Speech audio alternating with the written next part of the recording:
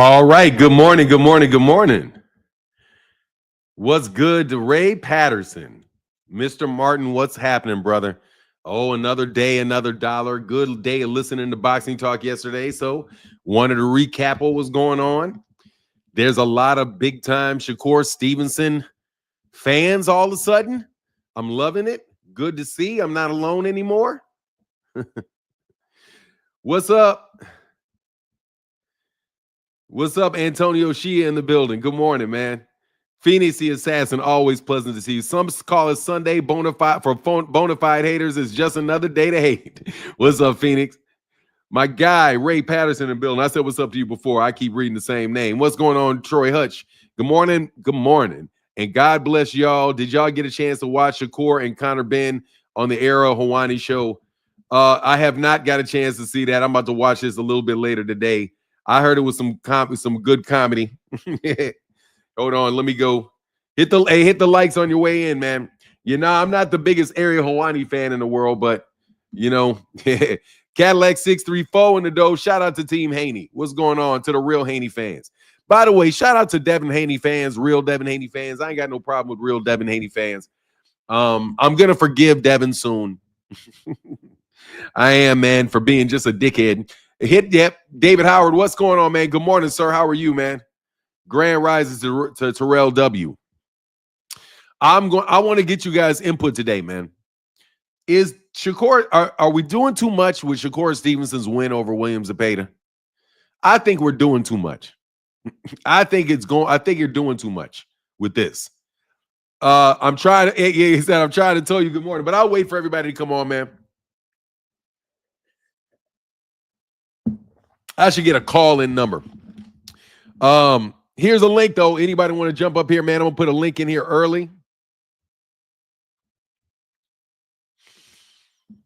What's up, Jermaine McPherson? Cadillac 60, King Devin Haney, #1. That's what's up, man. Seriously, Cadillac 634 in the dough. I'm happy that you're a Devin Haney fan. I'm glad to know that there are real Devin Haney fans out there, and not just bots that are out there to trying to ruin people's day and trying to run over them with a bunch of extra stuff. The beautiful Barbara D. Good morning to the beautiful Barbara D. Good morning to the beautiful Barbara D. Now, Canelo Alvarez team also got some PED problems, bro. So Eddie Reynoso said that he's not going to let anybody in his gym unless he has control over their strength and conditioning. Because he said he ain't having two more. The panel take on Stevenson was reasonable. Yeah, I thought it was reasonable. We had somebody that came on Friday that I thought was really unreasonable. But it was a great win looking at the styles. Yeah, I thought it was a great win. Now, it's definitely a great win for him. It's definitely a great win. Without a doubt, it's a great win. But he looked terrific in that fight. But I'm not convinced about William Zepeda. So, very, very excellent performance. But I'm not sold on William Zepeda. That said, I still think that he had a terrific win. What's up, Troy Hutch? How you feeling this morning, man? Hope life is doing you well. Barbara D. Oh, okay, yep. You just wait we get about 200 people in here. We'll start going. The reason I said it, though, is because Ray Jackson on Twitter, shout out to Ray Jackson on Twitter, one of my favorite people on Twitter, one of my favorite people to do commentating on boxing, period. He has Shakur Stevenson beating Gary Antoine Russell, has him beating Gervonta, Devin Haney, Teofimo Lopez, and Lamar Roach. Has him beating all those guys now. I'm like, man, where has everybody been this entire time? Like, for real. I'm like, why is it that we can't see in fighters just regularly going down the road in regular fights, even if the fight winds up being tougher, that you still see where he is? Yes, he's trolling. Nah, is he trolling? Yeah, he probably trolling. He bugging. He bugging heavy. But nah, man, but there's a lot of people trying to sell that shit, though. He ain't the only one. He ain't the only one.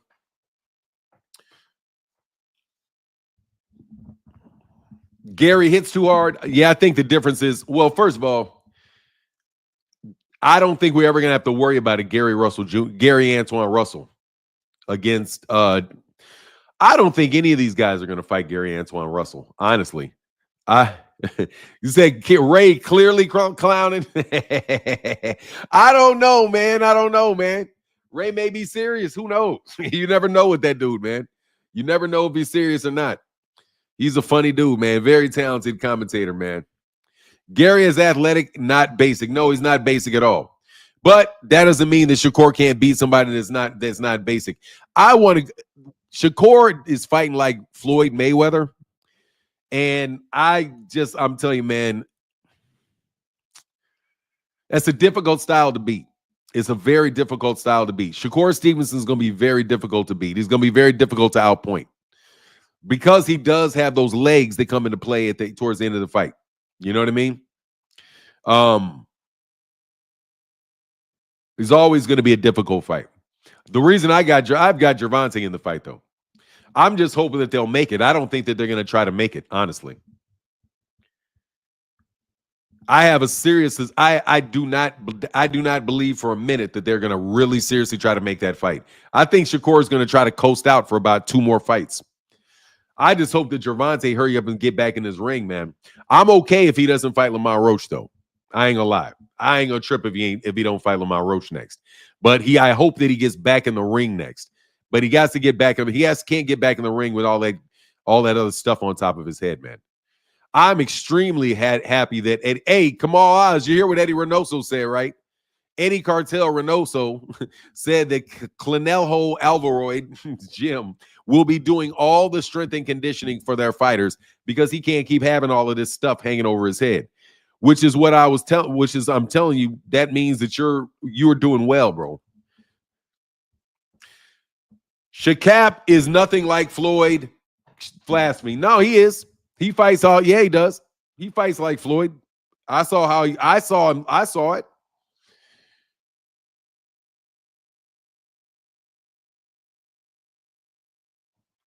I think they remind me of each other.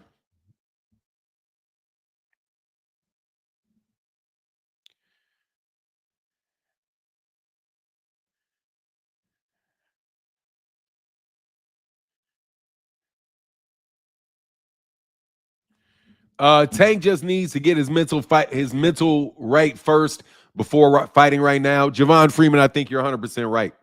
I don't think he shouldn't go in there unless he's 100% unless he's 100% mentally there, man.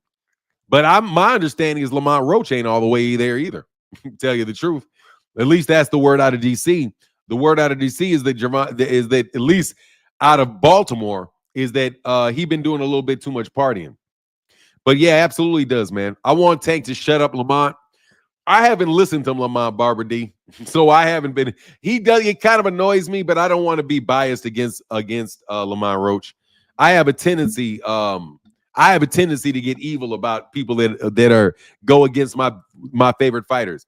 True Daniel said we give him all the credit for beating a guy Farmer dropped and beat up twice, and Shakur couldn't hurt or drop him coming in face forward with his hands down.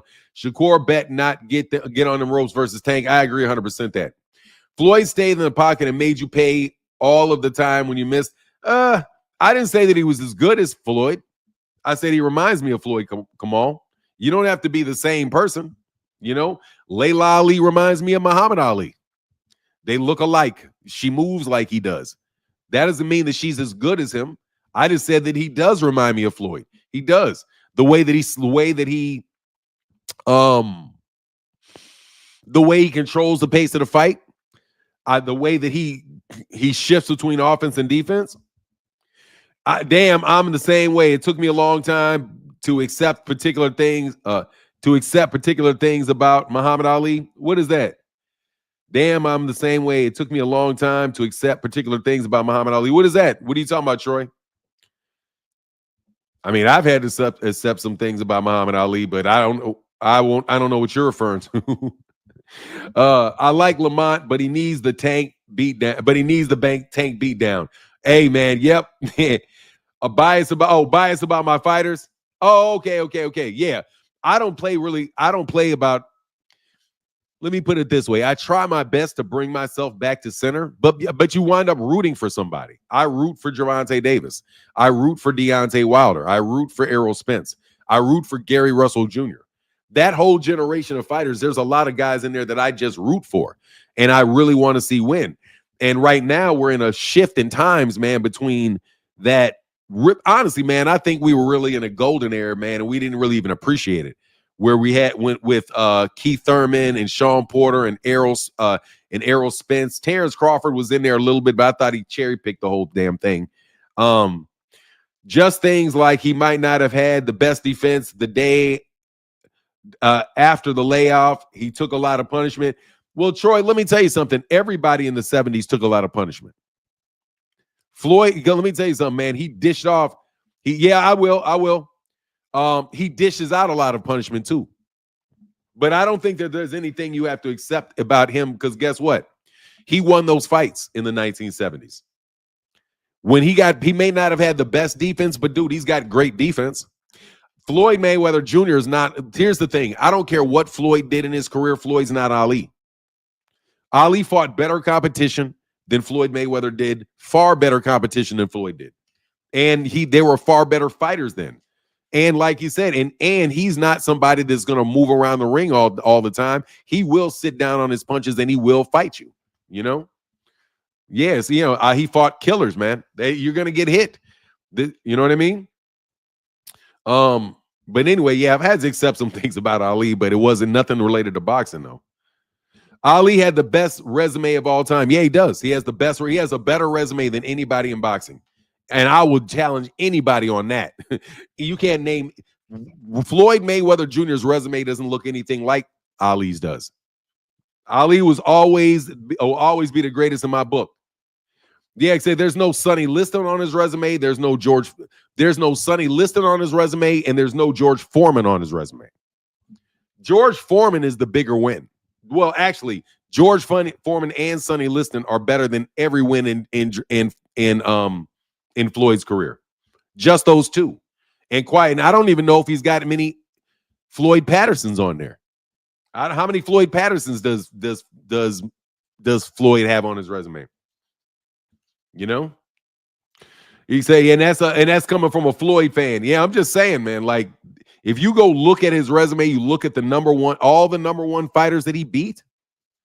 He came off a 3-year layoff and beat the number 2 guy, the number 2 rated heavyweight, coming out the gate. Just walk right out and beat the number 2 guy after 3 years off, man. I'm not the biggest fan of Ali, but I respect his work in the ring. Yep, Jerry Quarry beat the number 2 guy just walked out and beat the number 2 guy off a 3-year layoff. That is an exceptionally high-level fighter, Mark. Guy. That's an exceptionally high-level fighter to jump out there after a 3-year layoff and beat the number 2. 45 rounds versus Frazier. Yeah, put a lot of work in. Who was the greatest fighter Foreman beat? It's a split. I don't know. Probably Frazier. Frazier, Norton, Michael Moore. Like, how about Michael Moore? Yeah, probably Michael Moore. Probably the fact that he beat. No, I think it's because he beat Michael Moore at 45 years old. Michael Moore had just beaten Evander Holyfield, man. Foreman beat him when he was like 45 years old. You know, that's a big win, man. Joe Frazier, he knocked out Joe Frazier twice. I think he knocked out Ken Norton. I don't know if he knocked out Ken Norton once or twice. But, man, he's a demon. He was an absolute demon. And fighting with Parkinson was part of his losses, but he was great. Yeah, he fought with Parkinson. There's just no Ali's the best fighter. He's the best. He is the best fighter of the modern era. How about that? Because I think you can kind of separate the modern era right where Muhammad Ali starts. And because it was different in the 40s, but he was still in the 15-round fights. Javon said, the heavyweights are just different. Yeah, they are. There's definitely no comparison between Floyd and Ali. Ali was definitely the greatest of all time, 100%. Also, Floyd fan, but you have to give Ali his respect. Let me tell you the reason why I would say Floyd is not there with Ali. Because Ali was the best fighter his entire career. He was the best fighter in boxing his entire career. From the beginning. Up since the time he won a title. He was the top fighter in boxing the entire time. He was the top fighter in the 1960s and the 1970s. There was a whole phase of Floyd's career where Floyd was not like that. Floyd was probably like that for about 15 fights. Ali was like that shit for about 40 fights. How many championship fights did this man have? I mean, it's just a lot, man. I'm dealing with 3 Fulton County courts. Pray and wish a brother good. Hey, Walt Easy, hey, good luck to you. Yeah, it would be. Yeah, absolutely be. He'll dog Alexander Usyk. Alexander Usyk's too old. Man, I'm telling you, Alexander Usyk's too old. They're garbage. But that's those UK heavyweights. But I really do respect how Floyd fights. Yes, no doubt. His technical ability has always been fantastic. And trust me, y'all, I'm not comparing. I love Muhammad Ali since I was like 3 years old. He's damn near fam. That's what's up, man. Seriously, man, there's a lot. My only problem with Floyd is Floyd's disrespect of other fighters. And honestly, man, I do think that it's rubbed off a lot on other people because Floyd is so willing to disrespect legends to build himself up. He got that little bitchy characteristic that Devin Haney has. No joke, bro. I didn't realize until I sat down and I thought, I was like, they get a lot of this bitchiness from Floyd because Floyd is bitchy like that. There's no reason for Floyd to act like Muhammad Ali is not a top 5 great fighter. Like, Floyd, what are you fucking talking about, man? like get out of here, dude. You know what I mean? Like, he's the critic. It's funny. I always find Floyd funny for somebody that hates that really likes to criticize people. He can't stand criticism. Floyd is a hoe of a person, but he can fight. He talks to me. He just disrespects too much. Hunter Young said Ali disrespected other fighters. Didn't he call out Joe Louis? No, Hunter Young. He did not call out Joe Louis. No, he did not call out Joe Louis. When in the world did you hear? How did you hear, Hunter Young, man? Hold on, man. Are you trying to tell me seriously that you heard that Muhammad Ali called out Joe Louis? No, he didn't. All he said was that he was better than Joe Louis. He never called out Joe Louis. He said he was better than Joe Louis. Yes, he did. You know what I mean? I'm an 80s baby, and I truly wish I could have seen more Ali fights other than the what's on YouTube. Man, the ones that you should just go, you lose. Fights always lose their luster, man, when you watch them recorded. You really can't get the feeling of it, man, because if you watch the Shavers fight, like Ernie Shavers, Ali Ernie Shavers, I remember watching that on ABC when I was a little kid, and it looked much more real than it looks on these tapes, man. That was a big dude, bro, and like you could really see when the time of the telecast that you could see the definition in his back, and it was like, man, this guy is huge, man. Ali called Joe Louis and Uncle Tom. I don't know if he called him an Uncle Tom or not. I know he called Joe Frazier. No, he called Uncle Patterson, Floyd Patterson, Uncle Tom. He called a lot of people Uncle Toms because guess what? There's a lot of Uncle Toms. What? There's a lot of Uncle Toms. I don't know if he called him an Uncle Tom. I don't know Joe Louis. Why did he call him Uncle Tom? Ali called Frazier a gorilla monkey, said that was bad. White's claiming to be pro-black, never understood that logic. Look, nobody's a perfect person, man. Nobody's a perfect person. However, I will tell you this, though. Muhammad Ali was getting criticized by everybody. So you got people that are riding with Frazier and riding with Norton that are talking bad about Ali. So Ali is going to respond the same way. And yeah, I've heard him say that stuff.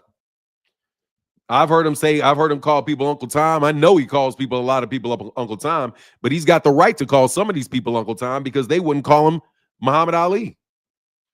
The reason that he called Joe Louis an Uncle Tom is because Joe Louis kept calling him Clay. Let me tell you something. The reason he called Joe Louis an Uncle Tom is because Joe Louis called him Clay. The reason he called Terrell an Uncle Tom is because they kept calling him Cassius Clay. So the dude got pissed off that you kept calling him out of his name. So he called the other dudes out of his name. I've done a lot of research. Hopefully this documentary is like an hour long. But man, I wouldn't jump out there and judge somebody for that. Floyd nor Ali were perfect. Ali ain't no saint. Who is a saint? But fuck Floyd. Like, Ali ain't done shit. Let me tell you what. Floyd ain't done shit for people like Ali's done for people. There's no comparison between Ali and Floyd Mayweather Jr. as a person. Floyd is up there in jail for beating on women. You ever heard Ali getting put in jail for slapping up women? No, I'm not trying to hear shit about no Ali, and Ali is a person and Floyd Mayweather Jr. is a person, bro. You got Ali calling somebody Uncle Tom. You got Floyd Mayweather Jr. slapping people up. You got Ali out here. You got Floyd Mayweather out here suggesting people on crypto fucking schemes and shit. Hell no, I'll take Ali the person over fucking Floyd Mayweather the person any day. Even if, he did call somebody a monkey and an Uncle Tom. But I'm going to tell you, I think guys should take that shit in context. Because Ali was inundated with a bunch of shit. Bro, I'm from Grand Rapids, Michigan. He don't do shit for the city. Yeah, Ali and they was cool by Joe's death. Joe was crying about Ali's condition. Yeah, it's terrible that how he happened. Yeah, they're all imperfect, but I'm telling you, man, I'm not taking no comparison, man. I'm going to tell you right now, I'm not taking no comparison between Floyd Mayweather and Ali, dude. There's no comparison. Because one is a complete dickhead, bro. Okay? Floyd Mayweather Jr. is a narcissistic dickhead. I'm sorry, bro. In his personality. I've never met Ali, though. Ali might have been a narcissistic dickhead. I never had the pleasure of meeting him, unfortunately. You know, but I know who's done more for black people than who did more for black people. Some of that mess is what mess is speculation. I am super young watching back, and it was funny as hell. We pulled that now that monkey shit was not funny. That was over the top, bro. You know what I mean? That was over the top for sure. He shouldn't have done that. And he hurt him deeply by calling him a gorilla. That's not right. Absolutely. What up, 2 Cent? But I read it. Ali respected Frazier. Joe took it to his grave. Well, dude, Joe need to get over it, bro. Like, I don't even know if they took it to his grave. He might have been mad about it, but whatever. He'd be all right. They got paid for it. They're tough. They got tough skin. I'm not tripping over it. Other than to say you shouldn't be calling people gorillas. But I don't know what I don't know what Frazier said to Ali. I have no idea. I know that they had some terrific fights together. That's what I know. Fanon, you got to ask Rollo about Ali. Nah, I'm all right. I was young and didn't understand the importance of Ali. See, the importance of Ali is, let me tell you what the Ali is. Ali is like a convergence of politics, religion, and sports. Religion, politics, and sports. He's probably the most famous Muslim other than the Prophet Muhammad. Like in the world. He's one of the most famous people in the world. And he was under tremendous pressure by people. They did away with 3 years of his career, and Joe Frazier was calling himself a champion. So dude got pissed off and felt like, hey, bro, I'm really the champion, and you guys are Uncle Toms because you still fighting and you not da-da-da-da-da. Who knows? He was a kid. Yeah. I mean, it's a tough. Yeah, he saw Malcolm X get killed. Well, his friends got killed. Malcolm X got killed. Martin Luther King got killed. JFK got killed. Robert Clinton Jr. got killed. I mean, who knows what that man was going through, But I know Floyd Mayweather Jr. is not some type of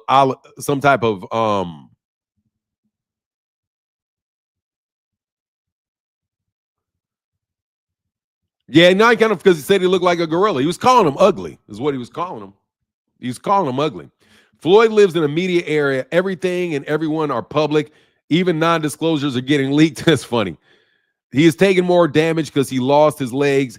Look, the man fought for a very long time, and he got Parkinson. It is what it is, man. You know how many fighters fight like that, and they all got brain damage like that. But it was unfortunate that he got sick like that. You know, Floyd is mentally unstable, nearly 50, walking around with bodyguards and purses, disappointed in his acting. But all these fighters have something off about them, some more than others. Yeah, that's, you know what, Oxteal? That's what I wonder about with this violence against women. It's like, to a certain extent, man, these guys are always violent. They're always slapping people. They're fighting, you know, and they're like got a dog bred mentality to them. So I always tell my wife, I was like always telling my daughter, like, you got to be careful around guys. You got to be real careful around them and because they can fly off the handle. But I still believe that those people, I believe, and this is just my personal opinion, in the case of Gervonta Davis and in the case of Devin Haney, I think you need to look at the relationship between them and those women before you make any type of real judgment, you know? Floyd can't read. I think Floyd can read, can he? Shakur is the best fighter on the planet now. He replaced. Are you saying that for real, 2 Cent? You trolling me, 2 Cent? Most of them are sellouts. If you know, most of them are sellouts. If you know, you know. Look, man, I'm not a sellout. And I ain't gonna lie, dog. I don't use the word Uncle Tom, but I will say you guys are some sellouts. Like, would I be wrong if I called some of these YouTube channels sellouts and Uncle Toms? He said they are literally trained killers. Duh. Yeah, I know. Like, hey, man, like for real, like you need to be real careful around them, man. He said, I'm 29. I grew up on Floyd, and he's my favorite fighter. So you ain't wrong. Now joking, but that's how folk acting. Yeah, man, they tripping. But I mean, I'm always a Floyd. I'm always a Shakur fan. They're literally trained. Yeah, but yeah, so yeah, you got to see him, man. You got to be careful around them dudes. Floyd needs bodyguards. Loads of crazy mofos are willing to do anything. Yeah. Well, Floyd needs bodyguards. Well, Ali had bodyguards too. Ali had a lot of bodyguards called the Nation of Islam. You know, he was not somebody to play with, for real. Ali could get you taken up off this planet when he was playing. When he was fighting, Ali's probably the only boxer that could get you taken off the planet while he was fighting. What's up, Oxteal? I'm loving reading your yeah, Tank is on Candle handling a woman, great fighter, but he's one of many who went out backwards over these. Yeah, no doubt. No doubt. You got to keep your hands off these women. When you reach a certain status of money, nah, it's not money. Hold on. You need security. I don't know. No, I mean, it's usually if people want to harm you. I don't know. I don't think Bill Gates walks around with bodyguards. I don't think he does. Not the ones you can see anyway. You know? Tank did not hit. He didn't say that he hit her. He said he pulled her up. He grabbed her. He grabbed her shirt. And that's why he could talk so recklessly. The FI ain't no joke. Yeah, man. He could say what he wanted to say because y'all ain't playing with the Nation of Islam. Prime Wilder could have caught a body. Oh, what do you mean? Prime Wilder? I don't know what that means. Here, I'll put the link up, though. At about 30 minutes. Yeah, let me do it.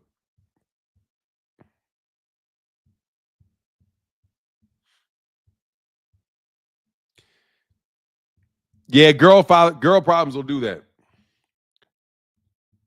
The reason why Tank was distracted last fight, girl problems, arrest problems.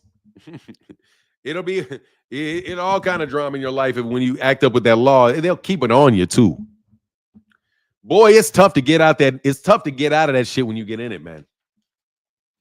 Tough to get out of it when you get in it. But no, back as far as Muhammad Ali goes, there's that link though. If you needed it, come on. There he goes. Arena doing pretty good. Hey, what's up, Arena? Hope you're doing well. What's up, Kamal? Fanon, what's up? Can you hear me, Fanon? Man, I'm good. What's going on? Hey, I do want to say Bill Gates has hella bodyguards. I was in Cabo San Lucas, and I was on the beach one day, and I saw his yacht. And his yacht is like the biggest cruise ship you'll ever see with helicopters and all kind of security. Bill Gates has hella security. He needs it. These days, we see you need security if you're famous, man. Even I had a cousin, bro, who had like literally, he was the epitome of 15 minutes of fame. 15 minutes of fame, man. And before he was famous, he would come to family functions and stuff with cousins, and he's just a normal guy. After he became famous, he was in that the peak of the 15 minutes, bro. My mom and me and my sister and my little brother, our part of the family was the only one that treated him like he was our cousin. The rest of these mofos were like running to him, like treating him as if he walked on water, like he was the second coming of Christ, man. My mom was Mm. like, "He's just your cousin." My dad told me we all put on our pants legs one at a time. Nobody's different. And so at the end of the day, he couldn't come to any more family functions, Fanon, because he only wanted to be around me and our side of the family because we were the only ones who treated him like he was normal. So he couldn't come to any more family functions. And then when we were in Atlanta, where he's from, he would invite us to his mansion and stuff like that. His parents were cool. He didn't blow his money. His parents were very well looked after him. What happens with a lot of famous people when they're young, unfortunately, is one of two things. Sometimes the parents drain all their money. That happens a lot. People don't talk about it. And other times they spend all their money. But his parents were really well grounded, and they educated him well. I'm not going to mention his name, but yeah, you definitely need bodyguards if you're famous. Look at John Lennon, bro. Oh, he got capped up. Yeah, Pop, you need pop. bodyguards. So somebody made a comment that Floyd has bodyguards, and so I'm disappointed in him, bro. You need bodyguards if you're famous, man. Look at Jennifer Capriati. She was stabbed in the hand, wasn't she? That was, or was that Monica Seles? She One was of them. stabbed. Monica Seles was stabbed in the back. Yeah, Monica Seles was stabbed in the back. Serena Williams had a stalker, bro. Serena had a German stalker. You look it up. This Yeah, I guy was, remember that. yeah. So I mean, that's just asinine comments about you don't need a bodyguard if you're famous, man. So many people have been stalked, even people who aren't famous, man. You know how many relationships? You guys seen any true crimes? Reality shows lately where people get stalked or all these kinds of things. So the fact that Floyd has bodyguards is not reason to crap on him. And as Fanon said, Ali had a ton of bodyguards. Yeah, a shitload of So bodyguards. so the fact that you have bodyguards is nothing to sniff at. And Bill Gates definitely has bodyguards. But I will say this, man. I I'm was not just thinking they're usually not the type, like, because the Pritzkers and I'm around the Pritzkers, crazy money, crazy money. They'll walk around Chicago. I'm just saying you don't see their bodyguards. Like they're not going to be. What I meant is like they're not going to be wrapped around you. They're going to have security. They're like what they'll do is they're going to lock that whole thing down. Like they're going to lock it down. They're going to because my friend was a ex-mayor, is a mayor. So he had to do that. And what they do is they go by, they'll sweep that shit ahead of time. They'll have people around you while you're there. And after you leave, they'll sweep it after you leave. Like they have a whole, so when I'm saying like a bodyguard, I mean like somebody that's like walking with you. Bill Gates, if Bill Gates is there, the whole fucking building is on lockdown. It is on lockdown, and he's got the guys with the like I remember seeing his yacht. He got the black Suburbans. He's got the he, he, black he Suburbans. he's got the black Suburbans. He's got the former special forces. I'm a veteran, so I wasn't a special ops or rangers or anything. He got those guys, contractors who are armed with AK-47s, M4s, M16s, Yeah. 55s. They're guarding him. You can only get access to him. So yeah, I saw his cruise ship, bro, and it was like he had a helicopter landing. It was like high tech in Cabo San Lucas. I was like, and Wow. I've only been on one cruise in my life, and it was almost as big as the cruise ship that I took in the Mediterranean. So I will say this, man, we have a habit of overhyping people in this era, and then also, and I'm going to tie it into Ali and others, and then also downplaying certain facts of the past era. These guys today live under a microscope, man. We're in the TMZ era. Remember that when Adrian Broner was at a fight and TMZ was there and everybody was saying how how ridiculous they were when that reporter was like, "There's Adrian Broner getting arrested by the police," and his name was like his voice was exactly like that. We live in an era where everything is broadcast, bro. I was on vacation and I could leak the name and I could leak everything that happened of I was on vacation where two Hollywood stars were at. And someone told me who was working at the hotel that this guy, famous couple, was beating up this woman and you could hear her screaming and crying at night. if I wanted to, I could have gotten a video recorder, I could have gotten a tape recorder and leaked it to TMZ and that kind of stuff. The kind of era that we live in is completely different in terms of the media era than we had in the past. So everything is under a microscope. And I'll leave it at that because there was some stuff that Ali said to Frazier about being a gorilla and this and that was very personal, very disrespectful. All these guys make have sins. They've done wrong. Ali was a great person, larger than life, but he also made mistakes. Floyd has made mistakes. Nobody's perfect. With Shakur and this whole Gary Antoine Russell thing, Fanon, let's not disrespect Gary Antoine Russell. Dude went 3-0 or 4-0 against Jerron Boots Ennis in the amateurs. And Boots is no slouch. And Bozy is one of the most underrated trainers in the game right now. He doesn't get the respect that he deserves because people associate Boots and him with Al Heyman. And so they want to hate, even though he was never signed to Al Heyman officially. The hate gets directed up because we saw it even with Derek James. So just because Shakap beat somebody who got knocked down by Tevin Farmer, who I thought lost both of his previous fights to Tevin Farmer, so Tevin Farmer should have been fighting Shakur Stevenson in reality, doesn't mean he's going to beat an athletic and a very cerebral fighter in a Gary Antoine Russell. And, I really like the synergy that the Russell brothers have. I don't know if you've been paying attention to the corner when Mr. Gary Russell Jr. has been training Gary Antoine Russell in his last couple of fights. He's been giving him great advice.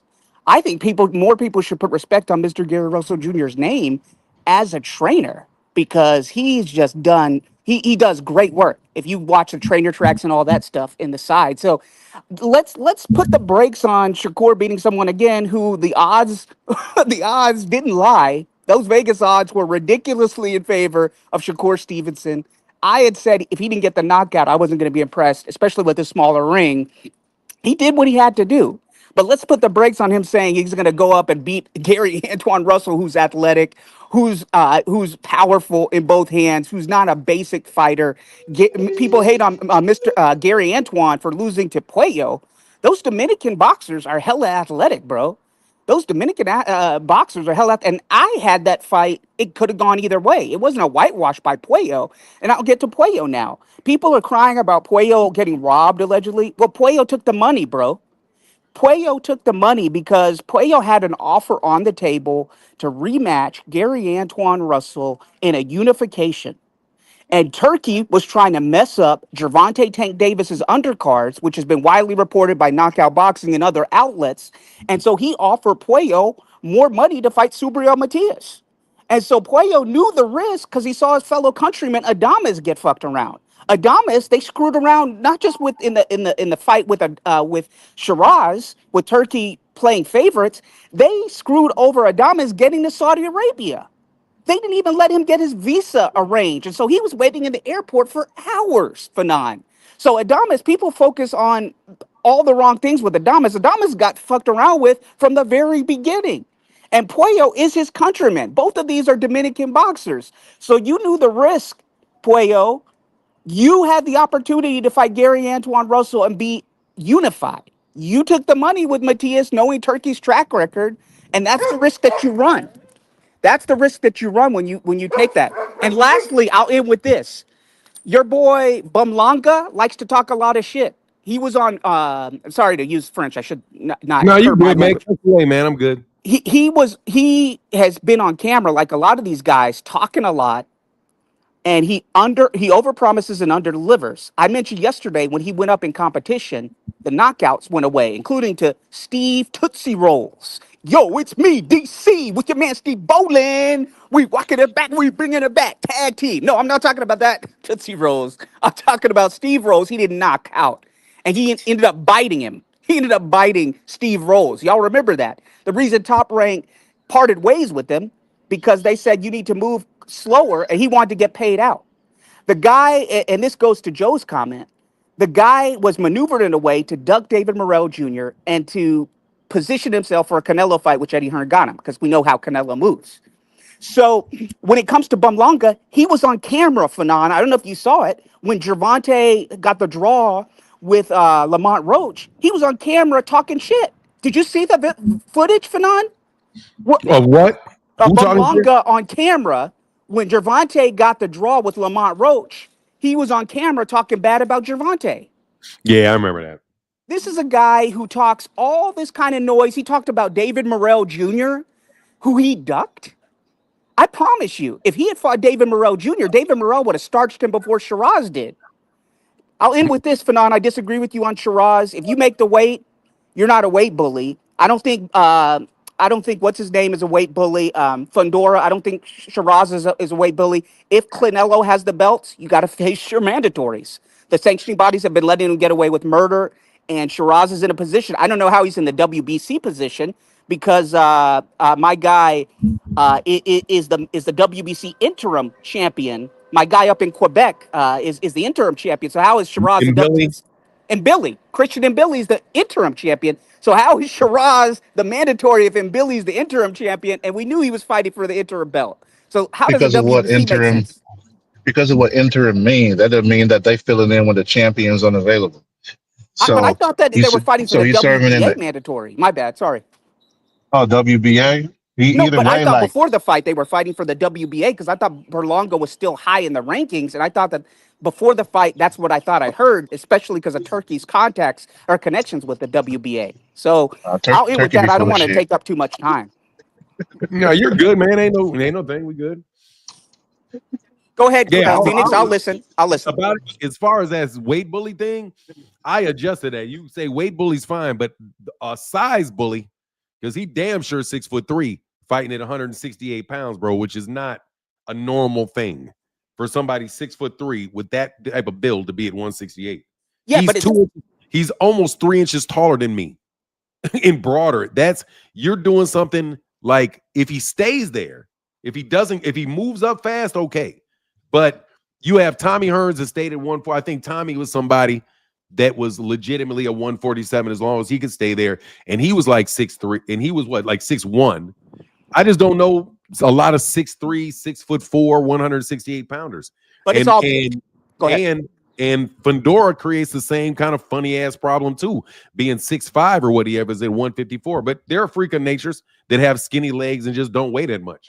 It's bone density, Fanon. That's how these weight classes are developed. So Japanese people are naturally very tall. My parents went to Japan, and I've known many Japanese people. So in these midget weights, a lot of those dudes are like 6'1", 5'11" in these sperm weights. And it's all about bone density. So someone like Canelo Alvarez, beyond juicing and beyond doing what he's doing, he's got a bigger bone density than someone like Fundora. So it's not about being a weight bully in those cases where a Devin Haney's clearly a weight bully and abusing the system to where the California State Athletic Commission called them out on it. In the case of Fundora and Shiraz, their bone density is the same as these Japanese fighters that are at the smaller weight classes. It's not the same as someone at the higher weight classes. I'll listen right now. I'll just go on mute. Listen to what y'all have to say. I was gonna say What's their up? bone density was like Shakur's grip this week. So that's the way that be. But nah. But I have to say I'm a little upset with the boxing community, man. How the hell they're comparing William Zepeda and Shakur to Floyd's fights with Canelo and Cotto? Like hell no. And I don't think that Shakur remind me nothing of Floyd. He don't. And here's one thing that not many people notice. If you can get away with throwing the same 3 punches the entire night and not have to vary your attack, that means you're up in there with a punching bag that can't really do shit with you. And that's how you could tell whether or not somebody is fighting somebody that's worth a damn.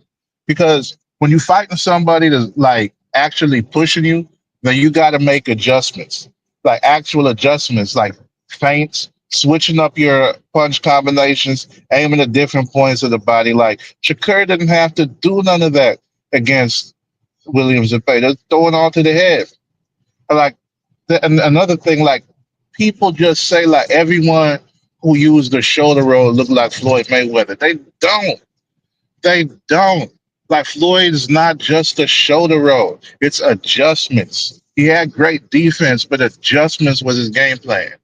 And so, like, looking at this fight as a whole, I can't compare William Zepeda to Miguel Cotto because look at it like this. Zepeda had 33 fights going into his fight with Shakur. Do you know what Cotto had done in his first 33 fights? He had been a champion in what I think 3 weight divisions by that time, and had beaten 12 world champions, including Shane Mosley, Zab Judah, just to name a few. So we're looking at William Zepeda, who's been in 135 his entire career. Cotto, who is a 4-division world champion and beaten multiple world champions. I think the only champions that Zepeda beat was Tevin Farmer, Rene Alvarado, and Jojo Diaz. And Rene Alvarado, that was after he had lost to Lamont Roach. And then Jojo Diaz, that was right after Jojo Diaz had lost to Devin Haney. So he ain't even like. Hold on, no. But there's similarities and then there's differences. I understand that you can see the differences between the two, but there are similarities between the two. What, did they Latino? I'm talking Latino between Floyd and Shakur. They're So just black. I was talking about Cotto and Zepeda. They're just I thought you were talking melanin. about- That's I the thought only we were talking about- commonality, melanin. I thought we were talking about comparison between Shakur and Floyd. And you Well, saying it's there's both. It was both. I was saying because people compared Zepeda to Cotto and Canelo, and then people also comparing Shakur to Floyd. Yeah, I mean, in comparisons, there's things that are similar and there are things that are different. Like there is definitely things that are similar between Floyd and Shakur. They are clearly serious. So the way that he's rolling, that's clearly similar. You may say that one is better than the other, and you can say this guy's competition is better than his competition. But if you ignore all the similarities and only focus on the differences, I don't think that's fair to the people that are saying they see the similarities, because they're clearly similarities. It is fair because I look at it. I'll explain it like this: if you got somebody who could write the letter A and another person who got to use stencil to do it, okay, yeah, they both wrote the letter A, so there's a similarity there. That's the way it is. Yeah, they both say A, right? Yeah. So I wrote A, you wrote A. You got good handwriting, I got bad handwriting, but we both use loopy A's. It's a comparison. Man. I just think you focus exclusively on the differences without acknowledging the similarities. Because Shakur Stevenson is not in this state in his career somebody that's considered to be an all-time great fighter like Floyd is. But at the same time, man, he's definitely one of the more highly skilled fighters there is in the sport today. I think you're being over. I think you focus almost exclusively on his weaknesses, but not on his strength. I don't know about that, because here's the thing: like the dude is a 3-division champion right now at this point, right? And just now had what many people thought should have been his toughest fight. And see, and that's what I've been saying. Like the difference is, like we can look at the similarities, but then at the same time, you got to look at the context that we're seeing those similarities in. You know, it's like the difference between, okay, you can light up a combo on a heavy bag, but then you can't land a combo on an actual fighter. Yeah, you know but Shakur has not lost. Okay, so it's not like he's gotten in a ring and somebody has been beating him up. Somebody's doing it. It's not like that's the case. He's an undefeated fighter. It's not like we've seen some grand exposure of Shakur Stevenson that shows. And you look back on Floyd Mayweather's career and his fights and in his early fights too, yeah, he showed up against those guys, but there's a lot of guys who were touching his ass up. You know, a lot of guys.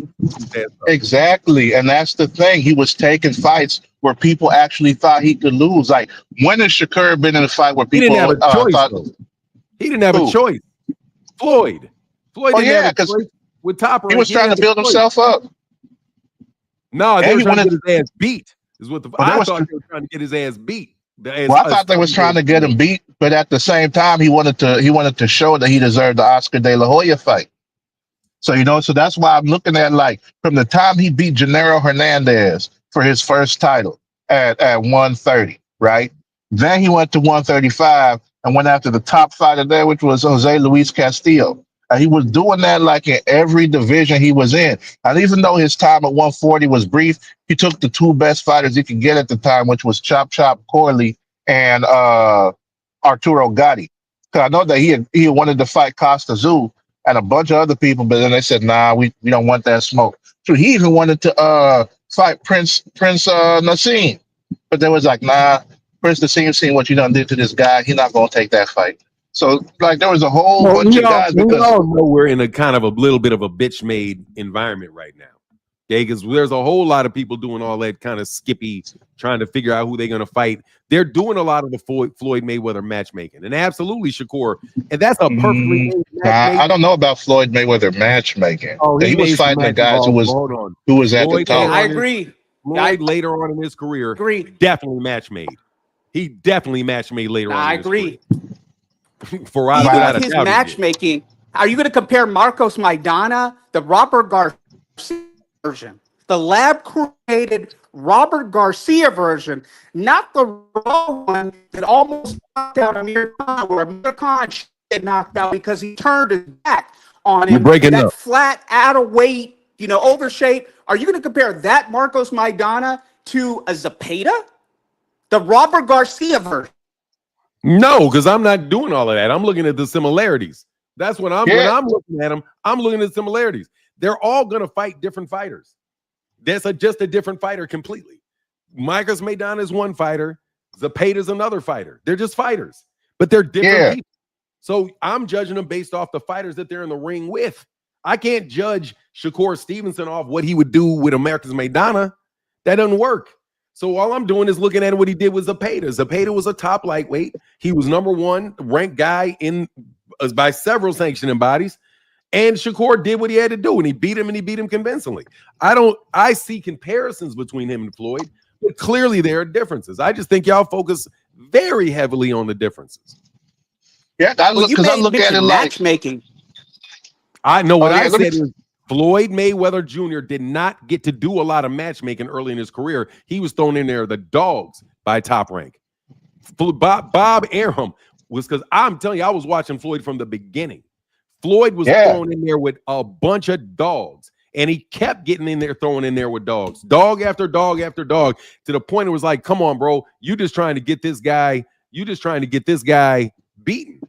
So after he left, I do believe when he came back, he picked Marcos Juan Manuel Marquez on purpose, because Juan Manuel Marquez is smaller than he was. That was a match-made fight perfectly for him to add into the allure of the Manny Pacquiao fight. He did that several times. Yeah, I don't think it was matchmaking in the sense that he took easy fights like some of these people do. I'll agree with Conor McGregor. Conor McGregor and Andre Berto, both of those are match-made fights. Both of those, easy. Technically, match-made. You can't count those, Fanon. Those are retirement fights. Here's the thing. It was a retirement fight, man. How many fights are tough for these fighters? What do you mean it's a retirement fight? How many times did Floyd retire? Floyd retired 3 times. The McGregor fight shouldn't count. That was an exhibition, basically. It shouldn't count at his record. Yeah, here's the thing about Floyd later in his career that people forget. Like when you look at who he fought, because he eventually got the Oscar de la Hoya, right? And that was a big fight that he wanted. Like I remember Dan Rafael, he wrote a misleading title on an article about this shit, which is why people thought that Floyd ducked Antonio Margarito. He wrote a misleading title because he broke down what Bob Arum has said, but just slapped the title like, Floyd turned down the Margarito fight. What Bob Arum has said was that Floyd wanted to fight Antonio Margarito. Then after that, he wanted Miguel Cotto, Hatton, and Oscar de la Hoya. And what happened was Bob Arum said the fights with Hatton, Cotto, and Oscar de la Hoya was not going to sell. And so Floyd was like, man, F this, I'm out. And decided to go ahead and buy himself out his contract. That was the reason Floyd bought himself out his contract. And then his next fight after that was the Carlos Baldomir fight on the date where he was originally going to go against Margarito. And technically, Carlos Baldomir was better because he had just knocked out or beaten the undisputed champion Zab Judah. So technically, that was a better fight than Margarito, looking at it on paper like that. These are the match-made fights that I got. Hold on a second. This is the ones that I'm going to say are match-made. Shane Mosley, that's a cherry pick going wrong, but they're roughly the same age, but still, he was way past it. I think that was a match-made fight. I got something on Shane Mosley, if you'll let me. Hold on. Victor Ortiz is a match-made fight for sure. That's a match-made fight for sure. Robert the Ghost Guerrero is a match-made fight for sure.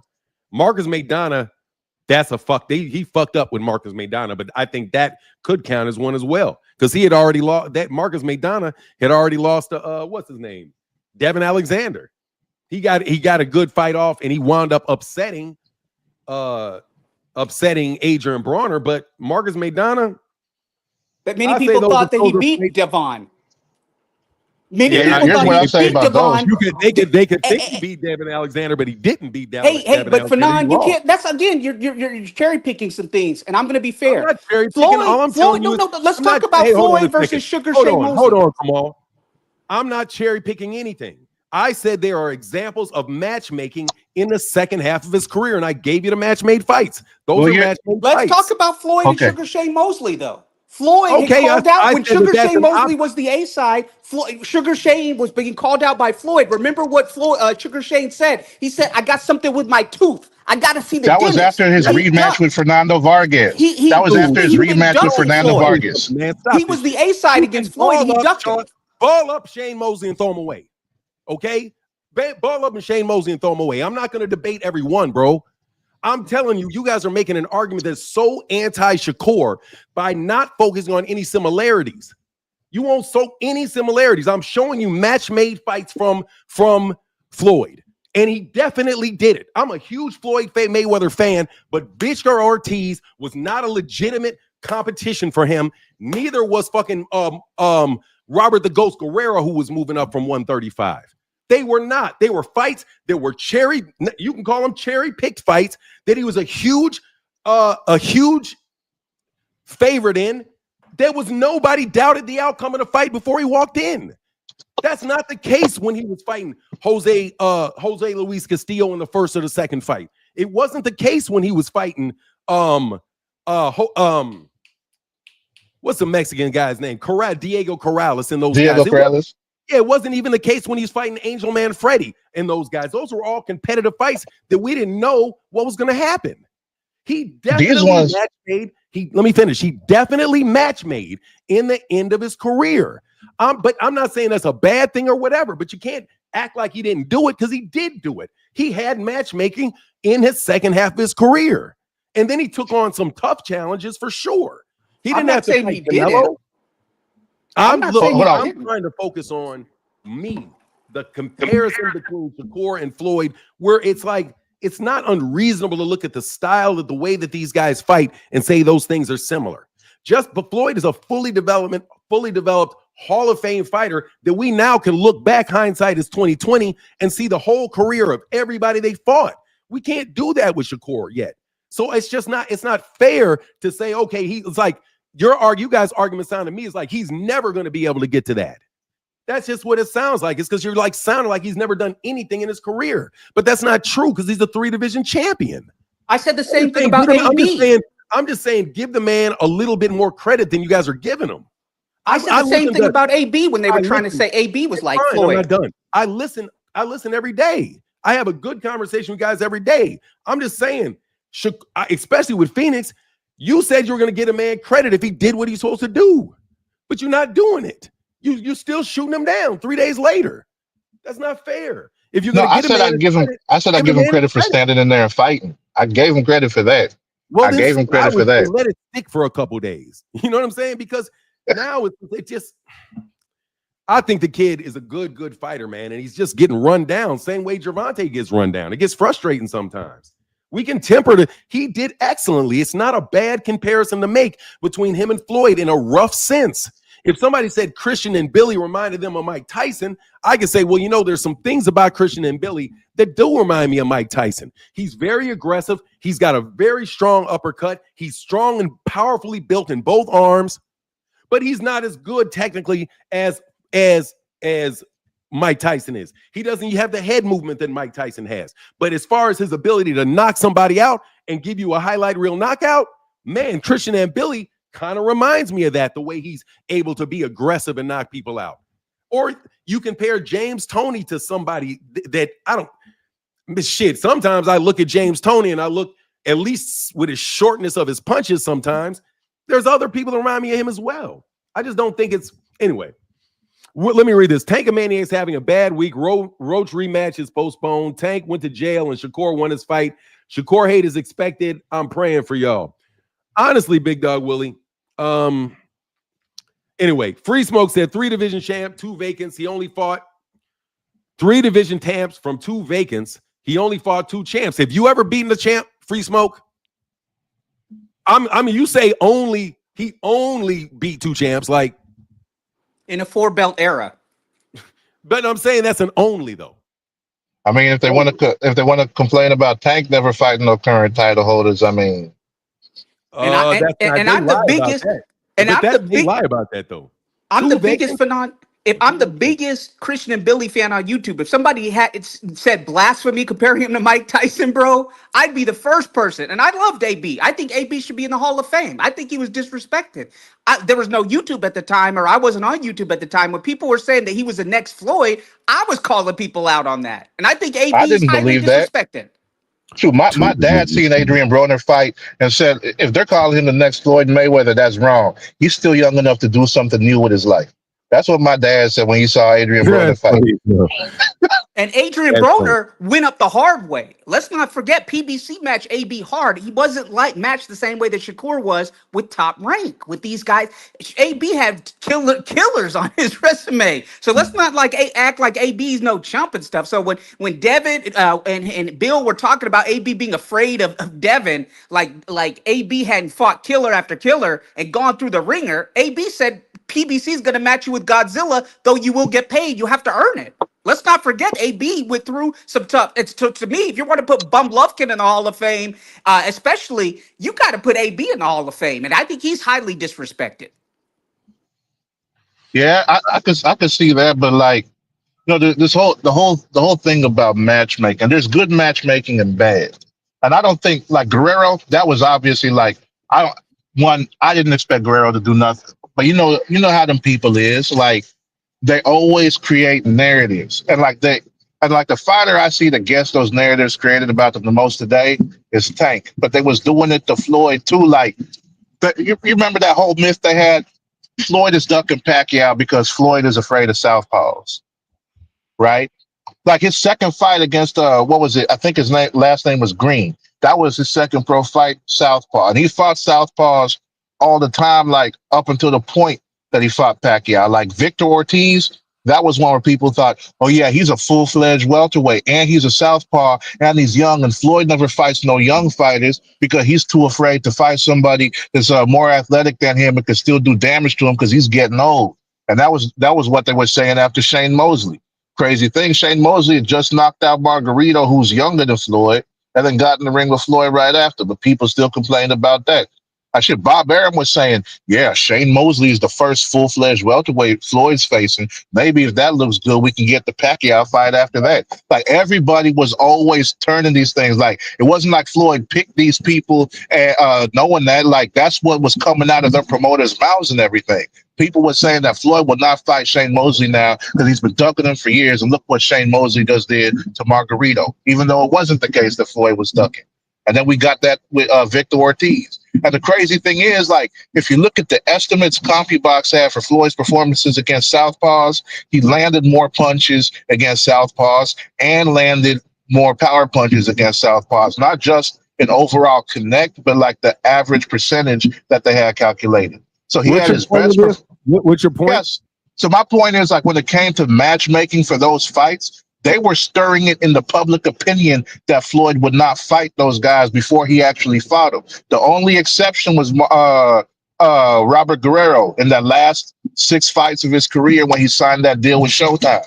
Like these were guys that the public was saying Floyd would not fight. So it's not like he does pick these guys out the thin air. Like they was actually saying Floyd would still not fight these guys, even though Shane Mosley was at the age he was. They were saying, yeah, because Floyd ducked Margarito and Shane Mosley knocked him out now. So yeah, Floyd is definitely not going to fight Shane, and he's definitely not going to fight Pacquiao. Then they did the same thing after Victor Ortiz won the WBC championship. Oh yeah, Floyd fought Shane Mosley, but he never fights young fighters. He always fights all these old guys. That's what happened with Oscar and Juan Manuel Marquez and Shane Hey, Mosley. He fought these you old didn't sum guys. up the point. You repeated the whole thing. So I So just my need to so make my sure I'm point, understanding. You my point is summarized like the matchmaking, right? When we talk about match made fights, like Floyd took them as cherry picks. It wasn't Floyd; it was the public that influenced okay. that decision. So Okay, I And know, but I can't listen, put it all on Floyd for hold and on I'll a that. second. piggyback off that. Hold on. Because this is not even the discussion. You guys are taking it off into other places. I don't have to justify, I'm not trying to justify Floyd Mayweather's career. I know full well that people called him a cherry picker when he wasn't cherry picking. I know that. That is absolutely the case, that Floyd Mayweather had a ton of haters on him, for sure. All through his career, saying every fight he had was a cherry pick. They said he froze out Manny Pacquiao. He said that he really, they wanted to give him credit. They wouldn't give him credit for Canelo because Canelo was too, they did all that shit. But we don't have to do it. You know what I'm saying? Just because they did it, I'm not them. You're not talking to them. I'm saying Shakur Stevenson is a solid fighter. He's not some fake make-believe dude that's running around just cherry picking this fight. Like, he's not make-believe. He's a real legit tough fighter. Hey, Dean, what's on your mind? What's up, Fanon? What's up, Phoenix? What's up, Kamal? How y'all doing? Yo. What's Good. going on, y'all? I want to say, Fanon, I agree with you in that. I like Shakur Stevenson. I think Shakur Stevenson is so good defensively in ways that's what. Put it like this, Fanon. Whatever you think about Shakur Stevenson, that's fine. I just think it takes a special fighter to beat him. So that's why I consider him a special fighter. I think it'd take a special fighter, a Gervonta Davis, an Abdullah Mason. I don't think nobody at 140 could beat him, to be honest. I don't think nobody's talented enough at 140 to beat him. But Abdullah Mason, Gervonta Davis, I think they special fighters as well. The problem people are having, Fanon, is that Shakur fans are using this win to shit on Gervonta Davis. How you know it's true? What Big Dog Willie just send you in the cash app every day.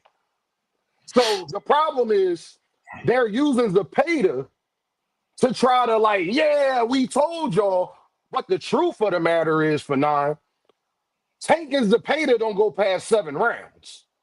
Lamont Roach is better than William Zepeda. How we know that?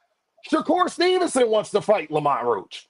And Shakur and Keyshawn already said they think Lamont Roach is the number 4 best lightweight. And that was before Keyshawn missed weight and all of that stuff.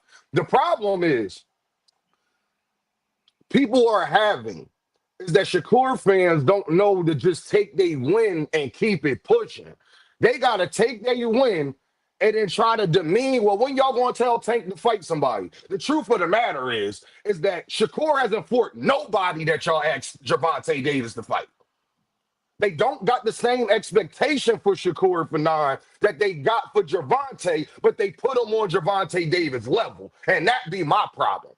If you're going to hold Shakur to the same standard as Tank, which I think he should be held to that, then you got to hold him to the same standard as Tank. Shakur hasn't fought T.O. Shakur hasn't fought Devin. Shakur hasn't fought Ryan. Shakur hasn't fought Abdullah Mason. Shakur hasn't fought none of the guys. Y'all, Loma didn't fight Shakur. He didn't fight Gervonta Davis. Man, Shakur hasn't fought nobody that we expect Gervonta Davis to fight either. The problem is we don't hold Shakur to that standard. He's not getting asked every day who he gonna fight. If you going, ain't nobody asking Shakur to move up to 140, and he's bigger than Gervonta Davis. So that's where the problem is coming in at. Shakur did a great job. He did what we asked him to do. Now, Phoenix and Kamal, the man did what we asked him to do. We can't criticize the man now for doing what we asked him to do. We got to give him respect. Zepeda is a very good is a B-level fighter, very good competition. He had no choice but to take the fight because William Zepeda was ranked number 1 in all of the sanctioning bodies. So I think that's just where the disconnect is coming from. And then now Shakur saying he gonna do everything he could do to make the fight. He has signed a one-fight deal with PBC, and then that get people in an uproar because it's what we tried to tell Shakur Stevenson fans before that he didn't do. So, and then there's the other problem too, and I'm gonna let somebody else go. We told Shakur not to go with Eddie. Then he wasn't getting the fights he wanted, and then his fans was trying to complain about it. And we told him not to go do that, but they didn't want to listen to that either. He could have already went and got the one fight deal and all of that, but that didn't happen. So it is what it is at that point. But my thing is, if you're going to hold Shakur to Tank's standard, hold him to his standard. Well, Shakur is he don't gotta do what Gervonta Davis. No, if you're gonna hold him there, hold him to the same standard. And if you're not gonna hold him there, then tell Shakur to do exactly what he has to do to get the fight, to understand his position. Like everybody else do that gotta fight Gervonta Davis. So I just think that that's where the problem is coming in at from both sides. Both great fighters. One of the biggest fights that we want to see. We need to get it on. You know what I'm saying? But as far as the matchmaking and all that, that's just part of boxing, man. I can name every fighter that we done never talked about that didn't have matchmaking. Go look at Manny Pacquiao first 30 fights of his career. You know what I mean? But as far as like I said, I just ask people, you're gonna be, riding in the streets because y'all beat Zepeda. Don't get mad at Tank fans when we say y'all comparing that to Roach, but Zepeda's not better than Roach. Shakur wants to fight Roach. If Tank fights Zepeda, it doesn't go past 7 rounds. Even Shakur fans admitted that to me. So I don't see how you could be trying to clown Tank when you admit that the guy that he just fought, Tank a knockout in 7 rounds. Yeah, Virgil, what's up, man?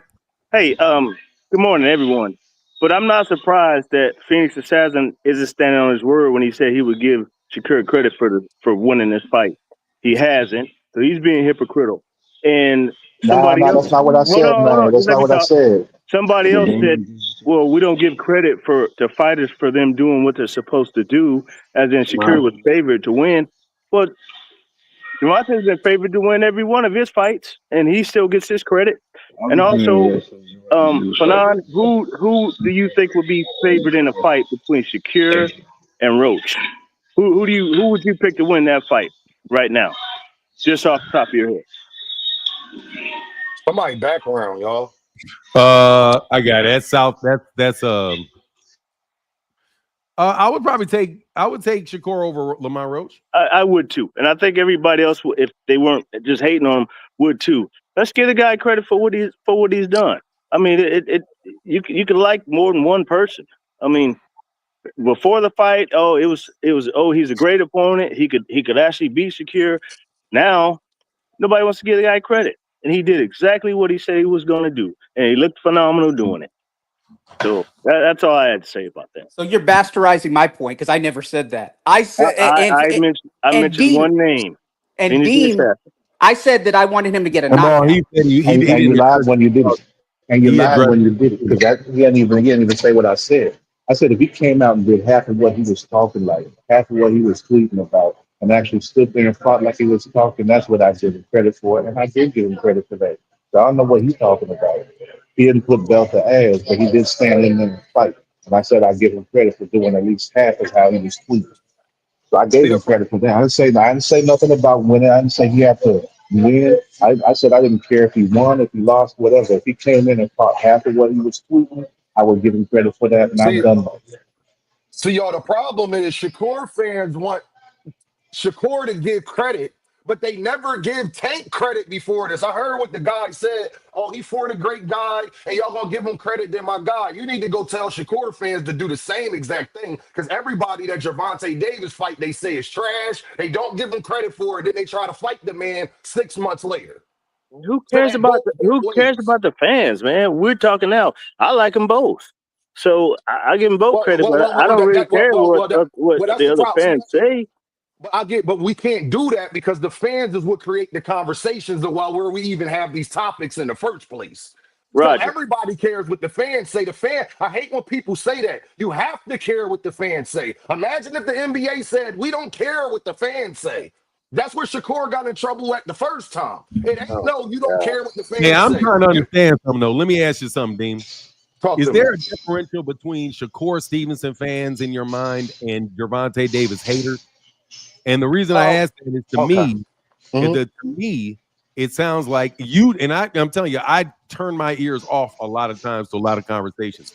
But it seems to me that every time that somebody does well, they kind of like Terrence Crawford. There ain't a lot of Terrence Crawford fans. There's a bunch of Errol haters.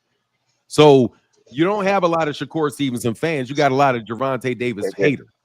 So I want to know: is there a differential between? Is there different? I got to put you on mute, Virgil, because that's making somebody noise. background. I'm sorry for not.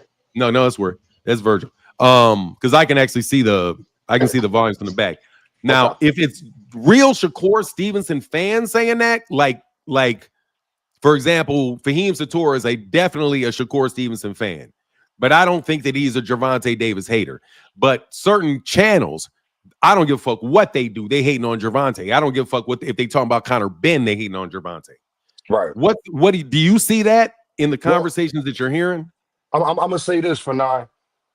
A lot of them cosplay as not being a Gervonta Davis hater. So I'll put it like this for now.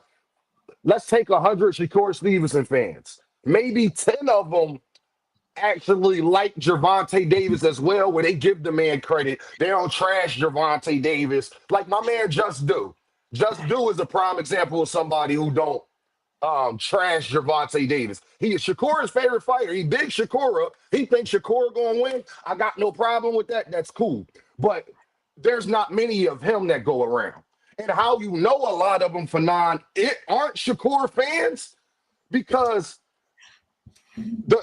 what he does in live gates and box offices and pay-per-views don't match his Twitter interaction, don't match the YouTube interaction. So people talk about him all day on Twitter, all day on YouTube, but they don't support the man the same way when it's actually time for him to fight. He don't got that same backing in real life. So I think it's way more just Gervonta Davis haters than it is people actually appreciating Shakur Stevenson like I do, actually appreciating what he brings to the table, what he has accomplished, coming from Newark, having all them siblings that he got, being raised by his grandfather, being a 3-division champion, taking his mandatory and being the best guy that you could be mandated against. That's credit right there. But for Nan, to be honest, the interaction doesn't match the credit. So on YouTube, on Twitter, they talking about Shakur. I mean, it's been 72 hours straight for now. The problem be they don't go support the man in real life the same way Tank fans actually support Gervonta Davis. Gervonta Davis fought in New York. Berlanga and Shakur is from that area. And Gervonta Davis does better than all of them. Real quick, Virgil Wembley, I think you said that live. So I'll read it again. So sick and tired of Shakur hate. Phoenix should stop. It's getting embarrassing. You guys won't even give him credit for an outstanding victory. LeVar Aikens in the building said, Martin, some dudes who said Tank would kill Pitbull and Roach very easy are now hating on the great job Shakur did. Shakur can do no good with Tank fans. Let me tell you something about this. I find that to be almost the opposite, LeVar, to tell you the truth. Some of these dudes who said Tank would kill Pitbull and Roach, most people they don't give him credit for having fought him. They weren't given, when you say that they would give rid of these guys, that's a case of them not giving Gervonta Davis's opponents any credit. They were giving Shakur, they're giving the people that are criticizing Shakur are giving William Zepeda way more credit than people were giving Kit Pitbull or Lamont Roach going into the fight. They talked so bad about the Lamont Roach fight. They said they didn't want to see the fight at all. But that's not Tank fans that were doing that. That was the same people who were riding with Shakur that were saying that. These are not the same dudes who are saying Tank would kill Pitbull. They thought it was a competitive fight. I know for sure Kamal thought it was a competitive fight. I don't remember if Phoenix did, but I'm pretty sure Phoenix did. I definitely did. Thought that was a good fight and thought Roach was a fight. That's what I'm saying. What we're dealing with is a lot of overlap and hate. That's what I'm saying. It's overlap and hate because people are saying some shit about Gervonta. They're bigging up Shakur to tear Gervonta down. For sure. They're bigging up Shakur to tear him down. Now you got Shakur sitting there talking about he's going to fight Conor Benn. You're not going to fight no fucking Conor Benn at 147, Shakur. You're going to be at 135. But still, I think there's a lot of general people that are hating on black fighters. Mm-hmm. And I would like to be careful about doing it. I believe in 100% hating on Devin's ass. Because that shit is so over Amen. the top. Yeah, that shit's so far over the top, obvious to me. I just think y'all people are putting, and I could be wrong. Again, I'm telling you, I could be wrong. Y'all can know better than me. It just seems to me like people are automatically like putting Brian Norman, whenever Brian Norman and Brian Norman Sr. say something, I think that they're getting a lot of the backlash because people think they're acting like Bill. So you see a bunch of people getting accused of shit talking and not keeping their word because you got one group of people that are so fucking bad at it that now we're looking at it in everybody else. I don't see the level of shystiness in Shakur Stevenson that other people see. I see some slick talking and shit. The shystiest nigga in the planet is Bill Haney and Devin. But I see them giving the same type of treatment to these other people. I just want to keep it as much as I can because, you know, I'll let Phoenix hate on Shakur all day because that's his opinion. You got the right to do it. You know what I mean? Kamal, I don't think Kamal hates on anybody. I think Kamal is completely just a very, very logical and consistent person. I don't think Deem is hating on anybody, very logical and consistent people. And as long as we're doing that, I think the conversation's good. I just want to make sure we're not like. Hey, Fanon, can I add on to your point? Because what LeVar didn't mention, and this be the problem right here. Let me do one thing before you do. I'm gonna just put a pin in that real quick because you know no problem. No want to problem. make sure. Phenomenal Noob said too many people are trying to rewrite history when it comes to Tank Shakur. Cut it out. Tank gets zero credit for anyone he fights.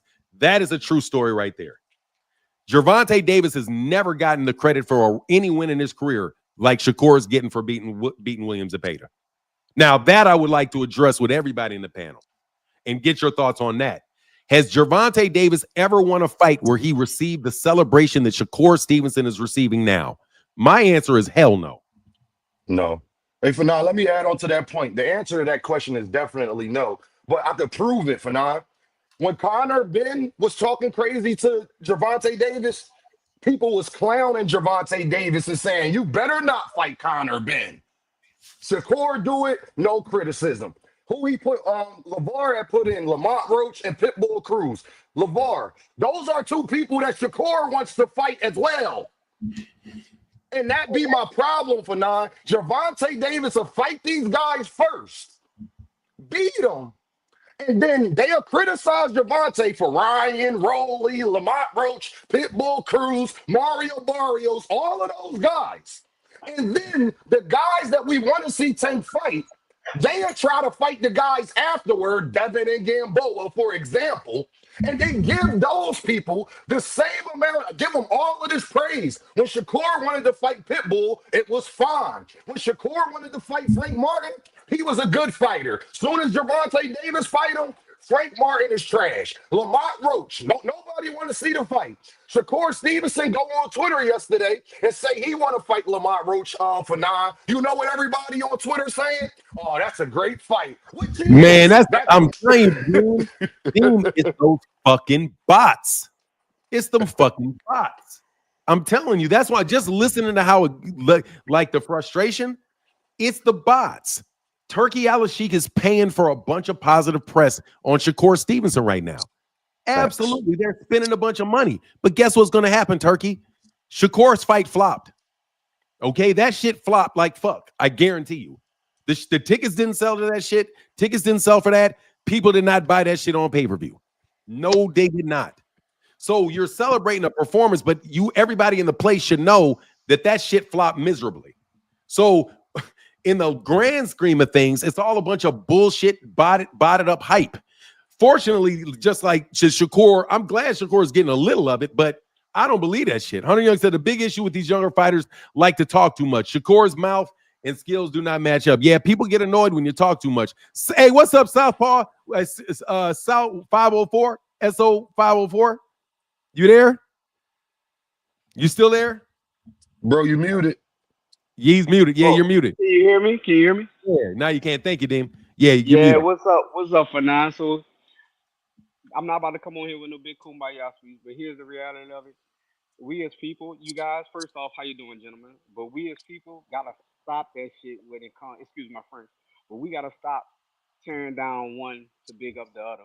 Both of those gentlemen, if, when I'm speaking of Tank Davis and Shakur Stevenson, both of those gentlemen are great in their own right. The problem that most people have with Shakur, I'm a Shakur Stevens fan and I'm a Gervonta Tank Davis fan, but the problem that people have with Shakur is what you just said, Fanan. The way he speaks about himself does not correlate to his. But do or you can't deny is that the young man is very talented, and I'm not saying nobody's denying that, but if Shakur went in and said every fight, I'm going to box the sleeves off everybody and not talk about putting belt to ass or knocking people out, which he don't really say knock out. He just say I'm gonna beat the ass. But if he was more humble and guarantee you the way they think of him, because you cannot say he don't box the sleeves off of people. Some people call it running. So I call it boxing because he do a lot. Sometimes he do avoid a little bit too much, but at the same time, the kid is very, very talented. Tank is very talented. You can't compare the two because they have two different fighting styles. Yes, Tank would have knocked the pit out because the pit don't have heavy hands. He has high volume. Tank is going to look for a shot. It's clock. However, I think Shakur might do better against Roach than Tank did. We don't know that. Styles make fights, but what we shouldn't do is tear down one to big up the other. When they fight each other, if they fight each other, then we can say who's better or not. But both of those gentlemen are good in their own right. Shakur is an excellent boxer, man. However, I just think if he didn't speak like I'm gonna whip his ass or I'm a torch this kid or whatever, people wouldn't feel the way they feel about him. But one thing nobody can deny is his talent, and that's all I gotta say. I agree with that. Yeah, I Yes, want to sir. touch on that a little bit if that's cool. Yeah, go ahead. Yeah, because like Fanon, you've heard me say multiple times like that exact same thing about how Shakur tweets versus how he fights. And you've also heard me talk about how like these fighters promote themselves. Like there ain't nothing wrong with Shakur promoting himself based on how he fights. That's the problem with a lot of these guys because Tank is the big guy, and it's kind of like the thing that you see in music a lot now, like especially in hip hop. Like whatever sounds popular, then you're going to see 15 artists jump up with that same sound, right? And right now, Tank is popular because of the knockouts and stuff. So everybody feel like, oh, we got to go ahead and say we're gonna knock people out too. But that's the thing, like it all stems from they all want to make that big money and big payday like Mayweather, and that's why they're doing it. So like with Shakur, for me, like if he would just talk about how he fights instead of trying to make himself something he's not, like he ain't got to say he's gonna put belt to ass, he's from the trenches, he's gonna step on people and all this and that. Like that ain't him, right? He doesn't need to be himself and be authentic. And that's the difference between him and somebody like Tank, because like look at it, look at all these guys right now. Tank is the one that's in the media the less, like the least.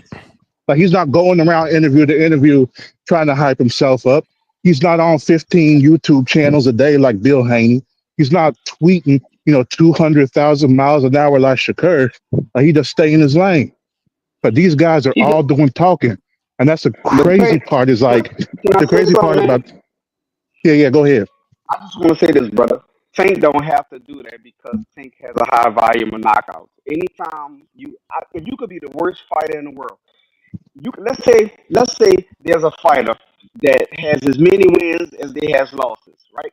But all their wins come as knockouts. They still don't have to promote themselves. Why? I give you one right now. Deontay Wilder, when he was at his prime, his peak, we all know Deontay Wilder is not the best boxer. But what he did have is knockout power. He never really had to promote himself because people are going to tune into the fighters because we as humans want to see a flare. We want to see a knockout. Yeah. Only the pure boxing socialites, or the pure people that really enjoy boxing, we are the only people that enjoy the Floyd Mayweather late in his career. Not Pretty Boy Floyd, but late Floyd.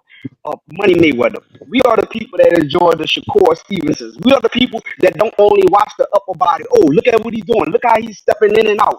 Look how he's triangle stepping. Like people that's pure on boxing, we enjoy those type of things because we look at the intricacies of boxing. Everybody don't enjoy that. So when you got to a person like Tank Davis who's knocking just about everybody out or has a high knockout percentage, he is not going to have to promote himself. He could fall back. Now, when you got the Devin Haney's, which we know Fanon can't stand his ass, but he's another one that speaks out of turns when it comes to his talent, especially his father. Floyd Yeah. Schofield is another one. If Floyd Schofield was to Hey, fall back, hold on 1 second. Hold on. I want to make a differentiation. Just a differential okay, with Bill. They lie out their ass and set they people do. up a fucking duck. When I'm talking about them, I'm talking about some people that just lie on other fighters, set up wild scenarios where they're going to fight them, send contracts, all kind of dumb shit, knowing full well they're not doing it. Bill Haney and Devin are, in my opinion, in a completely different class of fucking crook. They are out there. For now, this is a comparison I'm about to make. I'm about to give you two people that's kind of on the same track right now, but they're different fighters. If you look at Floyd Schofield and his dad, Shakur is saying Floyd Schofield dad lied on him about poisoning him. He's talking just as much as Bill Haney talking. The fighters don't even do that much talking. Floyd Schofield is falling back. His dad is doing all the talking. The difference between Devin Haney and Floyd Schofield, we see a pop in Floyd Schofield where he can knock people out. So people are going to give him more of a pass. No, I it's don't not even that. I don't know. I'm going to correct that. No, I don't see Floyd Mayweather. No, I do not see Floyd Schofield Sr. or Brian Norman Jr. doing anything close to what Bill has done. They fake contracts to get Mr. Barry Russell Jr. No, let me tell you, no chance. I don't even want to debate it. There's no comparison between those two fathers and Bill Haney. Bill Haney is a legitimate fucking pariah. All those, and he goes way outside of his son's business. I have never been personally attacked by Brian Norman Jr.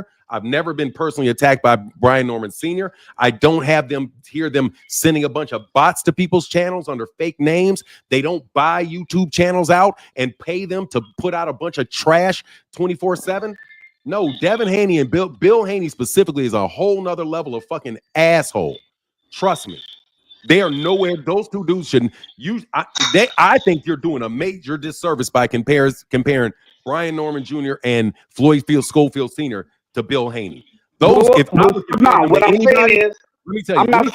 Let me finish. Okay, go. And then you can go.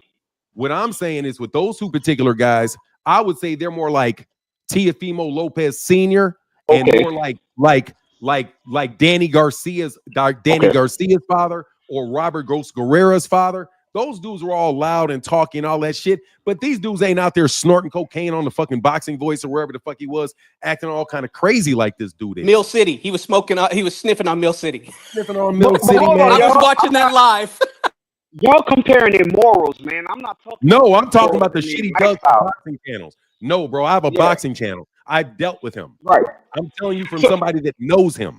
Hell, I'm just talking about what they talk about as far as what their son is going to do. I'm not talking about all that extracurricular. It's more antics. It is. But when I say Floyd Schofield is saying stuff like my son is going to be the greatest boxer ever, Bill Haney is saying shit like that too. So I'm not talking about all the other antics that comes along with the stupid shit that Bill Haney does. I'm just talking about like Danny Garcia's dad, Angel Garcia.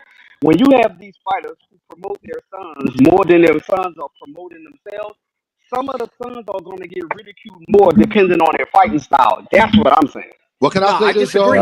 I disagree because Bill Haney has taken it to another level, slandering and libeling, especially these people who are his defenders are saying, we blacks got to stick together. It's the black thing. 95% of the people that Bill and Devin Haney diss are black boxers, threatening the 187 Erickson Lubin. Nobody wants to talk about that. I even heard Phnom talk about what they threatened Erickson Lubin on. I didn't even know that.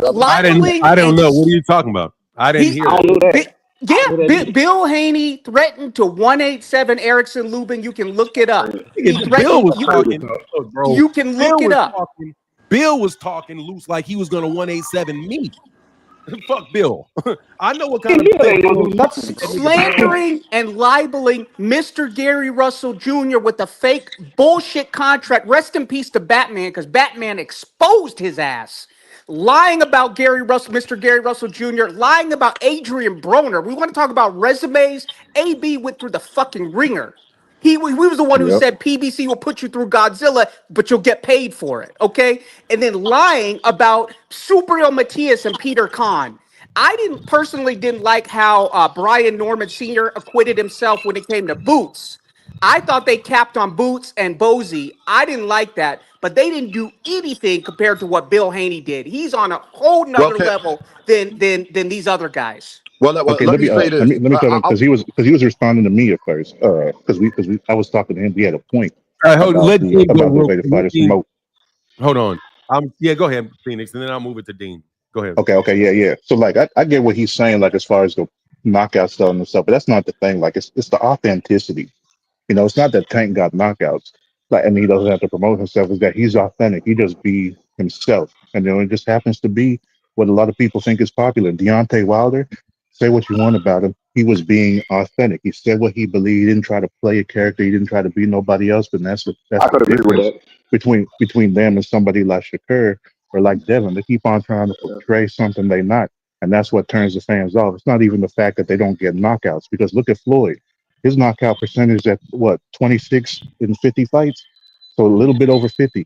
But he was able to go ahead and just be himself. He created that character, Money May. People looked at it as authentic, and he was able to do what he did with that. So that's the thing. Like, these guys keep on putting themselves out there in the spotlight as something that they're not living up to, and that's why they're not getting the type of attention that Gervonta Davis gets, and make them sick. I think that's what it is. It make them sick, and that's why they always be trying to tear them down the way they do. What were you Hey, saying, somebody back. Dean? I was going to say this, Somebody's background noise is loud. but I was going to say this for nine. I agree with Brian Norman Sr. a little bit. Floyd Schofield, I think, is he hasn't been around long enough to do what Bill did, but I think he'd do every bit as much damage. Floyd Schofield Sr. is starting to sue me. Floyd Schofield Sr. has been on court on camera. Y'all clown Gervonta Davis so much about stuff we don't even know is true. We saw certain stuff take place on camera. Ain't nothing to discuss about that. His son's the greatest fighter of all time. Him getting poisoned, blaming it on Shakur Stevenson to duck the damn fight. Lying on Abdullah Mason, saying that he beat Abdullah Mason in the amateurs. It wasn't Abdullah Mason. It was his brother. And I know Floyd Schofield Sr. knew that when he was out here lying about that. So he hasn't done all the stuff Bill has done yet, but that's because he hasn't had the opportunity yet. I would be honest. So see, that's what I was saying. You said he a snake. You said he a snake. He just ain't as big a one yet. No, for sure. Because guess what? Everybody talking about trash and Shakur. You want to know who came out and trashed Shakur first? More than everybody on the internet? Take a wild guess at who it was, though. Floyd Schofield Sr.? Yeah, you know it was, called him Buttercup and all type of stuff. Now that's Floyd Schofield Sr. can't be calling nobody Buttercup. I know Fanon, but he's Buttercup. My son's the greatest fighter, hands down, Fanon. Hands down. Now you see what I'm saying, Fanon? Hold on. Your son not the greatest fighter. Hold on. Let me talk. Shakur's is Buttercup's. Abdullah's, we beat Abdullah's up in 3 rounds, Fanon. In 3 rounds. My son is the greatest of all time, hands down. And Shakur's a Buttercup. But listen, Floyd is going to get puzzled because he has pop. I'm telling y'all, watch what happens. I wanted to say this though, bro. Hold on. Southpaw fight. You cutting across a lot. I just wanted to finish by saying this, Fanon.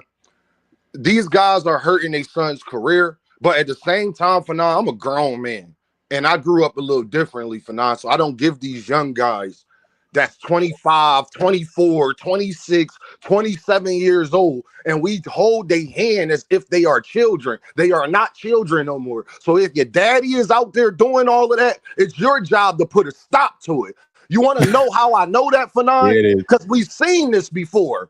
Floyd Mayweather's Jr. ain't let his dad just say whatever and do whatever and all of that. No, he Now put a that's stop to that. yeah, And they he have a, did. you know what I mean, Fanon? And they have a Yeah, he did. responsibility. And Kid Austin, you're going to take, like Kid Austin had to come out here and say, y'all don't believe my dad when it comes to the money stuff. The problem is, Kid Austin, you can't just pick and choose what you want us to believe your dad on. It's either we're going to listen to you or we're going to listen to your dad. Same thing with Brian Norman Jr. and Brian Norman Sr. Because then sometimes Brian Norman Sr. say he don't know what's going on and Top Rank handle it. And then with the Bill and Devin situation, now he was totally involved and know everything that's going on. That's the problem right there. The difference is Gervonta Davis don't got a dad talking for him. We hated when Floyd was trying to talk for Gervonta Davis. Floyd, I'm going to tell y'all, do what Gervonta Davis did. You want to know the biggest reason Gervonta Davis got rid of Floyd Mayweather's? Because Floyd Mayweather's kept trying to overtake his shine. Because Floyd Mayweather's kept trying to speak for him. Because Floyd Mayweather's kept trying to put him in positions that he didn't want to be in. Yo, Floyd, you keep trying to matchmake me with these guys, but they calling me the duck. They not criticizing you. Tank still got to hear about what Floyd said for 6 years ago about Lomachenko. And they put that on Floyd and on Gervonta. So these fighters, Devin came out here and said that whatever my dad say, he speak for me. So Devin got to, you're right, Fanon. He deserves all of it. Whatever Bill say, I believe it because that's what Devin told me to do. But Kid Austin and all these other guys, bro, y'all either going to take what comes with your dad or don't take it. Because I don't believe, to be honest with you, Fanon, I believe if Brian Norman Jr.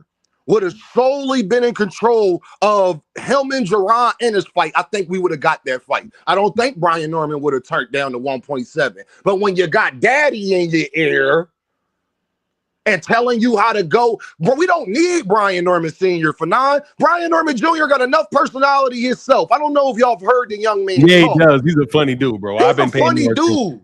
I'm Corn Julio. That was hilarious. Like, yeah, it was. You know what I mean? Kid Austin. I really like Kid Austin for 9, but his dad make it so tough to root for this kid for 9. It should be criminal. It should be criminal. He should be charged for that.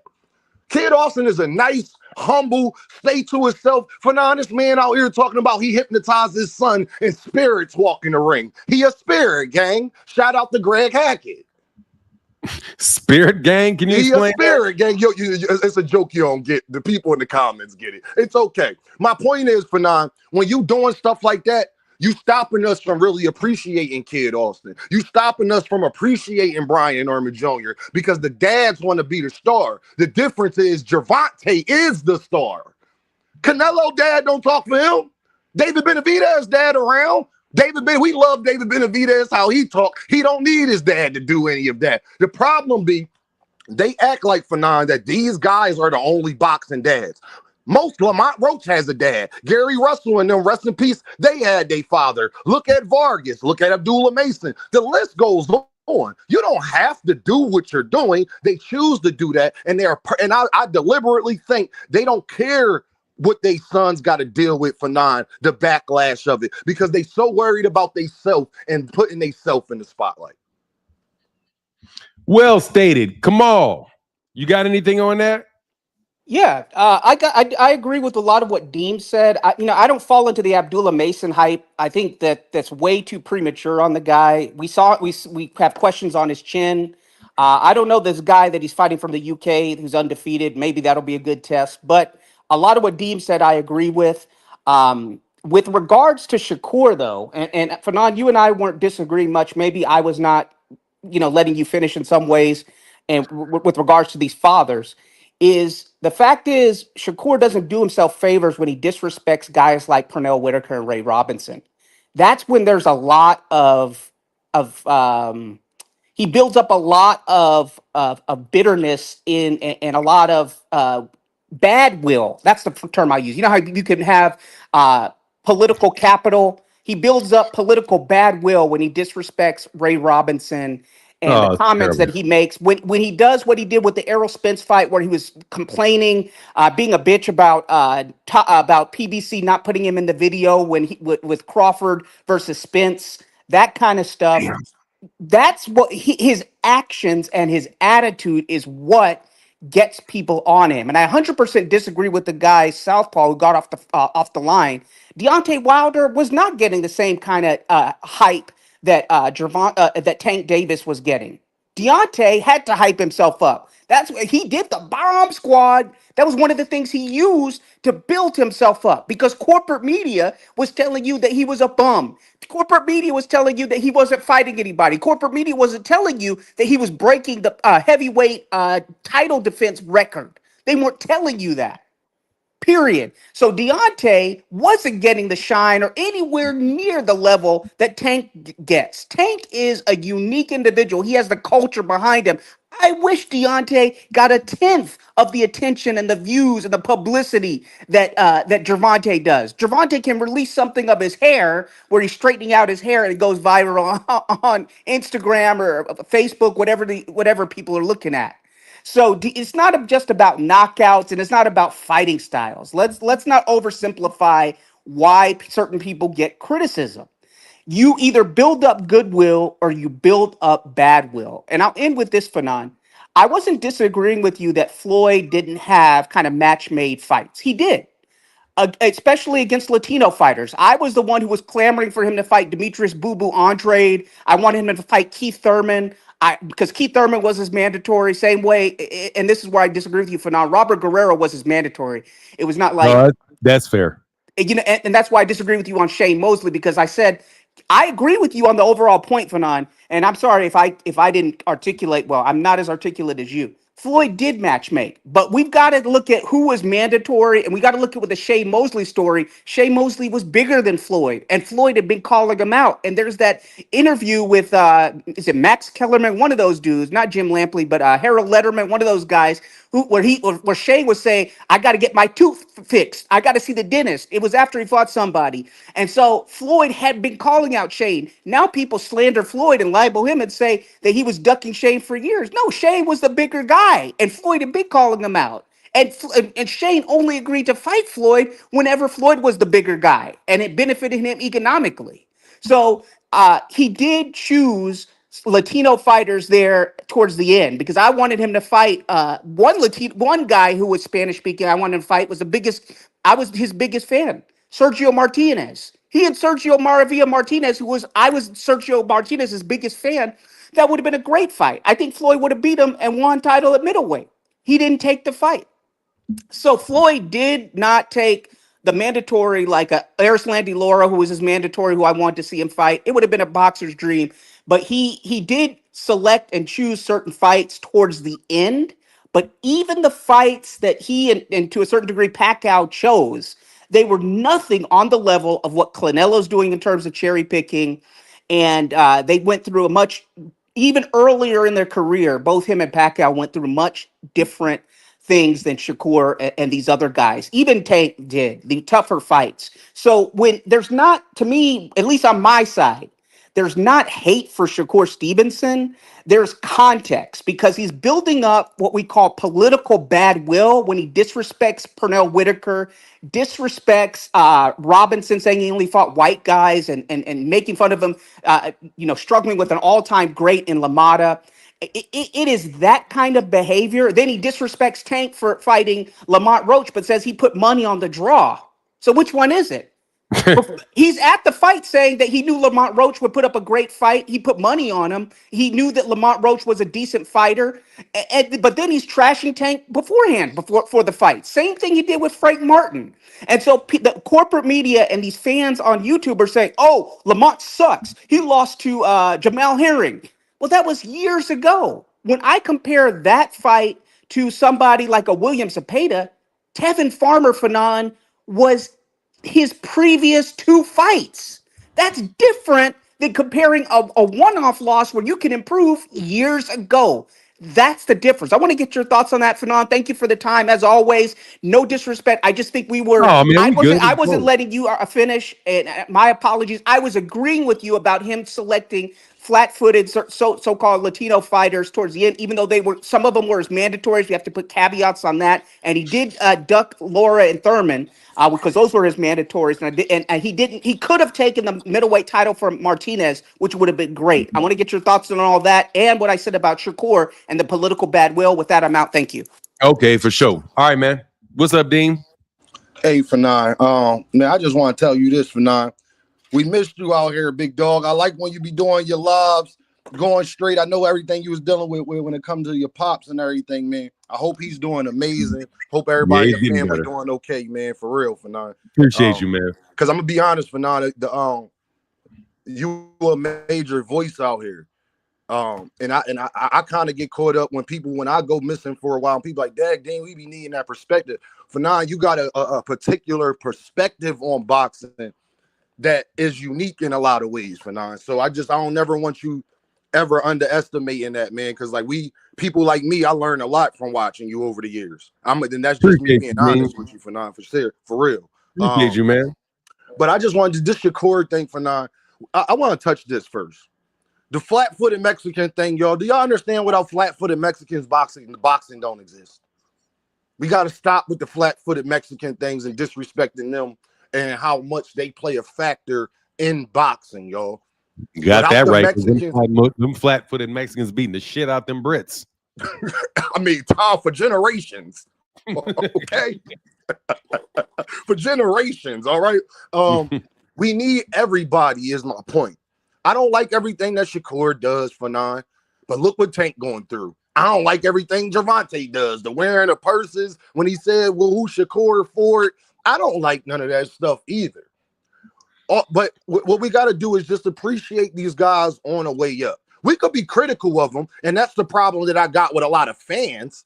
Y'all don't want nobody to be critical of your fighter. Prime example, I like Gervonta Davis. When people say, Dean, he got to fight Shakur, I got to take that. He do got to fight Shakur. I don't get to get up here and be like, yeah, I can explain why and give context to why it's not happening. But you'll never hear me say that it don't need to happen, or if no matter the reasons why.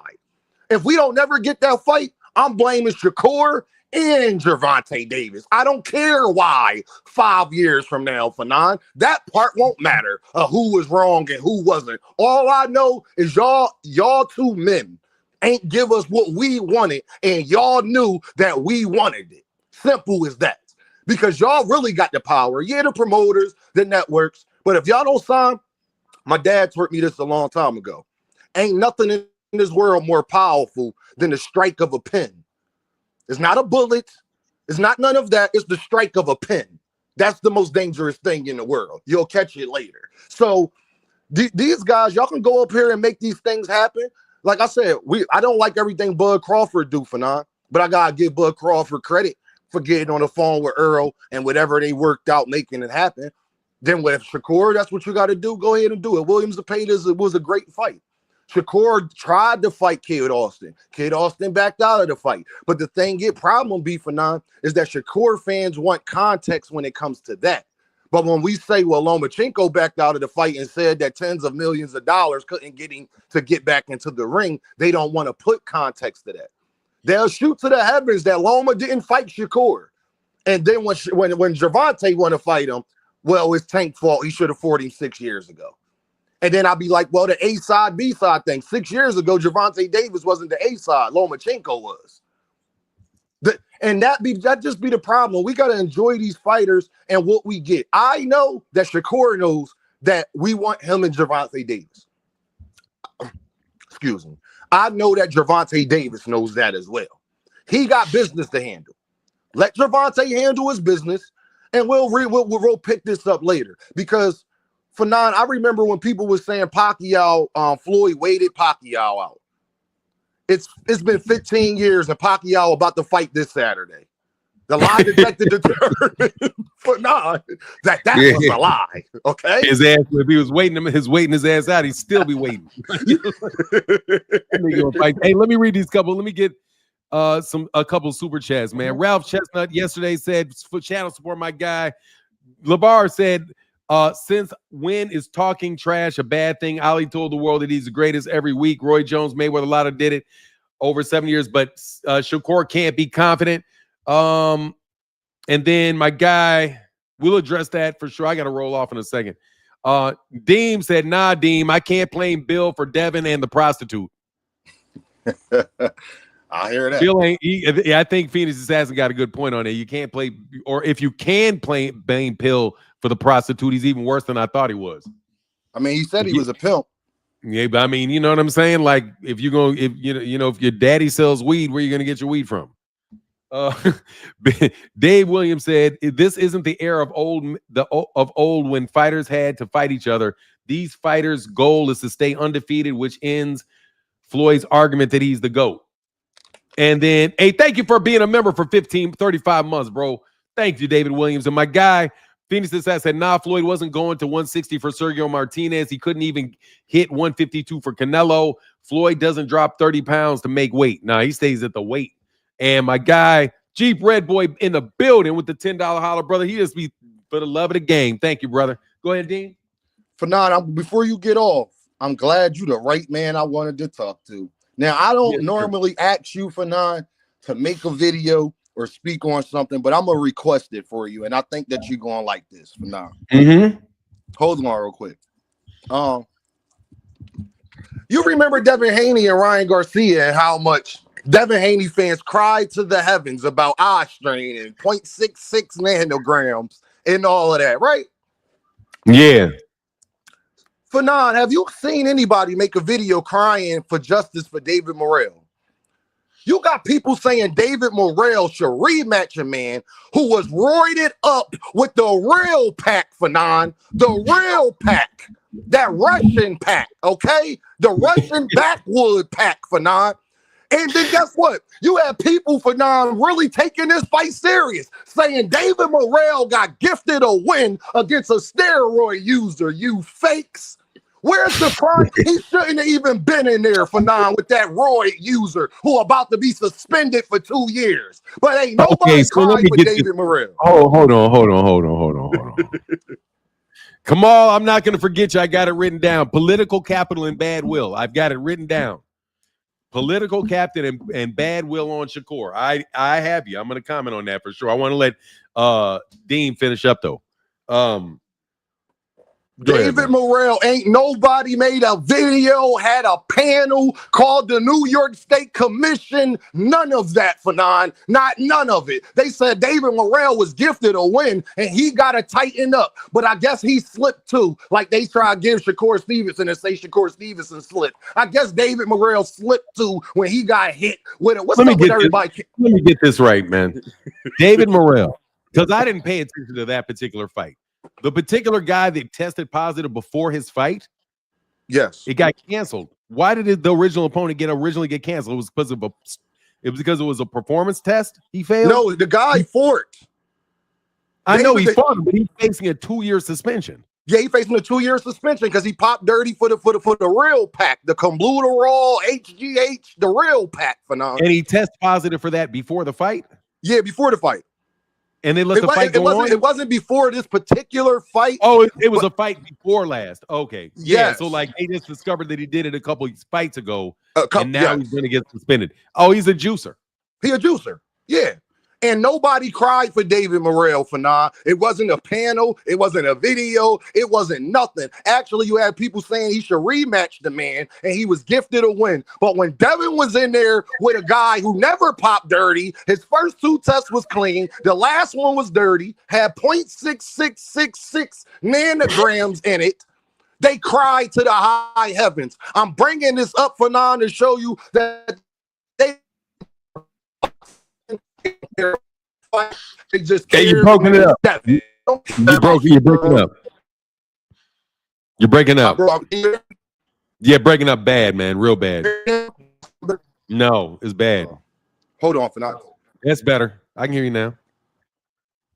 You can hear me now? Made better. Yeah, that's better. Okay. No, they don't care about boxing, Fanon. They don't care about these fighters, because if that was the truth and Turkey was so great for boxing, he wouldn't have let David Morrell step in that fight.